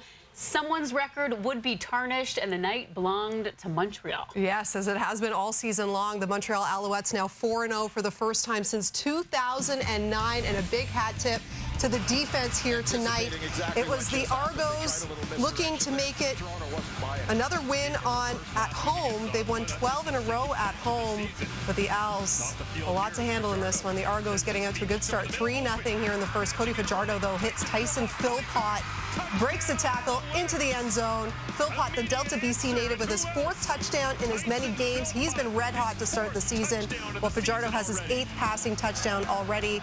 Montreal with its first lead of this game. Now 10-6 Owls in the second. Fajardo on the move. Hits David Dallaire, who's taken down just shy of the goal line. That led to a field goal. Fajardo was 17 of 19 for 154 yards and a touchdown in the first half, as the Owls led by a touchdown. At halftime, the Argos honoring 4 former players as all-time Argos, among them the Hall of Famer Ricky Ray, who won 2 Grey Cups in Toronto and holds many franchise records, including passing yards as well as touchdowns. As we go back to the game action now, and early in the third quarter, it's Fajardo going end zone, hits Keon Julian Grant, but drops it. Julian Grant, a Toronto native. That could have been his first touchdown of the year. His mom, yay, no. Just going through all the emotions there, yes. We're going to flash back to last season now. The Owls taking on the Red Blacks, and that's Jeshurun Antwi. The line of scrimmage converts the onside punt to give Montreal the first down. As we go back to this one, Friday Night Football, it's on 2nd and 20, so 2nd and long. Fajardo dumps it off, and it's Antwi with the onside punt once again. It's becoming a signature play. Gives the Owls a new set of downs, and then we see some more trickery from the visitors. Hit a couple of times left. As 3rd and a full 1. Evans rolls to his right, throws it over the top, lobs it, drops it in. Cole Speaker, touchdown Owls. Caleb Evans, the short yardage quarterback, with the fake sneak, hits Cole Speaker. 44 yards later, it's a 23-9 Montreal lead. Argos still down by double digits now in the fourth, trying to stay in this one. Cameron Dukes overthrows it, though. Is picked off by Deontay Ruffin. Duke with his first interception of the season. Ruffin, same thing as he gets his first pick of the year. It all adds up to, yes, another Montreal victory. 30-20, the final from BMO Field. Getting some late play there. Second pass touchdown allowed by the Alouettes this season comes in garbage time as, yes, Montreal extends its win streak to an even dozen, 12 games that began in Week 16 of last season, of course, culminating in them winning the Grey Cup as, yes, they start the season 4-0 for the first time since 2009. With more on this one, let's head to Kate Burness and the panel. Alongside Enoch Mwamba, Jim Barker, Milt Stiegel, and before this game began, we sat here as the panel and we said this is going to be a true test for the Toronto Argonauts coming into this game undefeated, just like the Montreal Alouettes. And Enoch, the test did not go well whatsoever. It was a bit of a slow start in the game, but overall, Montreal pretty much controlled the entire thing. No, absolutely, Kate. They did not pass this test. It was, you know, the most adversity they've faced this season thus far, and they weren't able to match up to the level of play that the Montreal Alouettes came up with. I mean, you talk about Cameron Dukes. We talked about how they needed to score points in order to beat this team. We know how good of a defense the Montreal Alouettes are, and they were not able to score points. They weren't able to get enough first downs to even hold the ball long enough so that Cody Fajardo doesn't touch it. But again, you talk about all the weapons that he's surrounded with. I don't think that Ryan Dinwiddie pulled out all the plays that he needed to in order to allow Cameron Dukes look the way that he has in the first two games. And so you talk about the Montreal Alouettes. They came here, they took advantage, they did everything that they needed to. Cody Fajardo was dinking and dunking and finding receivers down the field, and obviously ended up with the win. Well, the one thing, Montreal defense is very, very difficult to attack. Noel Thorpe's defense are always going to stay in the game because they keep everything in front of them. They react to the ball. They're always good tacklers. They've got a very tough front seven. So in this game, Dukes needed to push the ball a little bit. He needed to take some cracks and some shots, and he just couldn't do that. So, again, credit to the Montreal Alouettes. Cody Fajardo, he is as good a quarterback as there is in this league right now. He is absolutely completing passes. He is moving the club with confidence. They even ran the old kick play and to get a first down. Dribble kick. Again, you think, well, they'd be looking for it because that's their play. So, again, Montreal, all credit to them. Yep. They're the best team in the league right now. Yep. They've shown it. They're great on defense. They're outstanding on offense. They really don't have any weaknesses, Milt. Most dominant team, and I won't say it's not close, but they're the clear-cut favorite best team in the CFL right now, and we knew this was going to be the measuring stick for young Cameron Dukes. Could he go out there and showcase his skills if he had to drop back more than what he's been doing those first two games? And he just couldn't get it done. Am I going to sit up and say that he can't get it done? No, but in this game, he definitely couldn't get it done. This Montreal defense showed him that it takes a lot more if you want to beat this team. So it's back to the drawing board because who do they have next week? Another undefeated team in the Saskatchewan Roughriders. So we're going to see if he can do it again because we know how tough it is to win in Saskatchewan, and they have to do that next week. You know, a year ago we were sitting here, we couldn't really figure out the identity of the Montreal Alouettes, and as the season progressed, we saw it a little bit more. There is no doubt, I agree with all of you, this is the best team currently in the league. 4-0 for the first time since 2009, and what happened in 2009? They won the Grey Cup as we send it back to SportsCenter. Thank you. The Owls improved to 4-0. Cody Fajardo earns his 40th career victory, and here he is with our Kenzie Lalonde. Well, Cody, your group got it done. 30-20 win here tonight. Was this the greatest test yet? Yeah, it was a gritty win, I think, by our group. We were challenged in all three phases, but we found a way to put them away towards the end. They kind of snuck back late, but that team was in two really close ball games and found ways to win. So we knew we wanted to try to keep a two-possession lead, but that's what happens when you got two really good football teams playing against each other. It's one of those grind it out, and see who has the ball last and wins the game. You talk about a gritty game. You kind of got shaken up there throughout it. How are you feeling now? I feel good now. Adrenaline's a hell of a drug, but we'll see tomorrow when I wake up. But I'm happy I was able to finish the game, and you know, it's football. It's a violent game, and we'll see how I feel tomorrow. You guys are 4-0 the first time since 2009 when Anthony Calvillo led this group. When you think of this momentum you guys are on, just how do you keep going? You know, I just love this team. We just find ways to win games, and sometimes we do it offensively, defensively, special teams, but our defense was great tonight. They gave us a lot of opportunities to finish. I thought our red zone efficiency needs to be better. There's some things we got to clean up, but I'm extremely excited. This team knows how to win, and we got a good wave we're riding right now. We got to keep the momentum going. Enjoy it. Thank you. Thanks, Cody. All right, sticking with the CFL, Blue Bombers wide receiver Dalton Schoen will miss the rest of the season because of a knee injury. He was injured in the third quarter of Winnipeg's loss to BC last weekend and later left the stadium on crutches. Schoen was 4th on TSN's top 50 CFL players list at the beginning of the season. Well, speaking of those Blue Bombers, 2 games down, 2 more to go when it comes to week 4 in the CFL as we're looking at the odds courtesy of FanDuel. Those Bombers still looking for their first win of the season. They are 3-point road favorites in Calgary tomorrow. Then on Sunday, it's the Red Blacks, light favorites against the Tiger Cats. Hamilton has covered the spread in 5 straight meetings.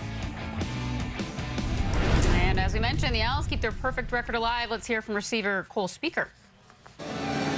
Well, Cole, a big night for yourself, a career-high 113 yards. When you hear those numbers and you think of this performance, what stands out? Just my coaches trusted me, my teammates trusted me, and we got a great offense and a great defense, and we just all play together. And whoever's numbers called that day, they're going to step up and make the plays. We think of your touchdown, but right prior, Antwi, again, that dribble trick pass. When you guys see that get called, how fun is it? Oh, it's awesome. Just be able to execute that play. It's more challenging than it looks, and Antwi did a great job, converted that, and that was a big conversion for us on 2nd and long. As you continue on here with the Alouettes, how do you feel your comfortability keeps getting game in and game out? Yeah, I feel very comfortable and confident in the coaches and the teammates around me, and I'm glad to be here, and I love my team. Enjoy the win. Mercy. Thank you. All right, back to the CFL. The Argos suffered their first loss of the season tonight. Let's hear from the head coach, Ryan Dinwiddie. He's new on SC. Yeah, not really much. You know, I told the guys I didn't feel like I called the best game. Knew what they were doing. I mean, we walked through all those looks, cards and stuff, and we had too many mistakes on offense. But yeah, I could have gave our quarterback a better opportunity to throw the ball down there. Is that just giving Cam a break there at the end after a tough outing, or?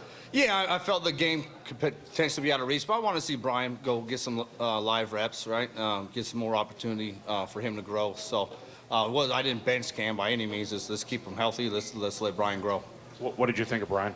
I thought he did some decent stuff. He went in there, obviously got us on the scoring drive. I don't think he's one of those guys when the moment's too big either, right? So we feel good about our QB room and you know, find ways to win and put them in a favorable position to be successful. Coach, obviously not the result tonight that you wanted, but what lessons can you and the team learn from tonight and take forward for the rest of the year? A lot. Too many penalties, right? We talked about special teams are going to be a big part of our game. We have to play better on special teams, especially offensively, right? I thought the defense did a good job. Too many 2nd and longs we gave up. A few penalties on that end, the extended drives, not happy with, but we'll get better tomorrow looking at the film, right? We got a lot to learn from, and 6-day week, another 6-day week, going on Saskatchewan, undefeated team. We got to go find a way to win a football game there. Brian, historically, this team had a great year the year before last year, and you had a championship season where the season didn't go that well. How much does the kind of season you're starting here with this loss, how does it affect your thinking? Not much. You know, we just didn't play winning football tonight, and you're not going to throughout 18 weeks, right? Happened to be our 3rd game. We didn't play our best, and yeah, it's unfortunate. We never want to put on that performance in front of our crowd at home for our fans, and but I think we got a lot to learn from. I think we have a good football club. Didn't play as well as we should have tonight, and you know what happens? Professional sports, they get paid too. But very disappointed in how we executed some plays. But you know, it also falls on my shoulders. I'm the boss, so I got to get those guys ready to play.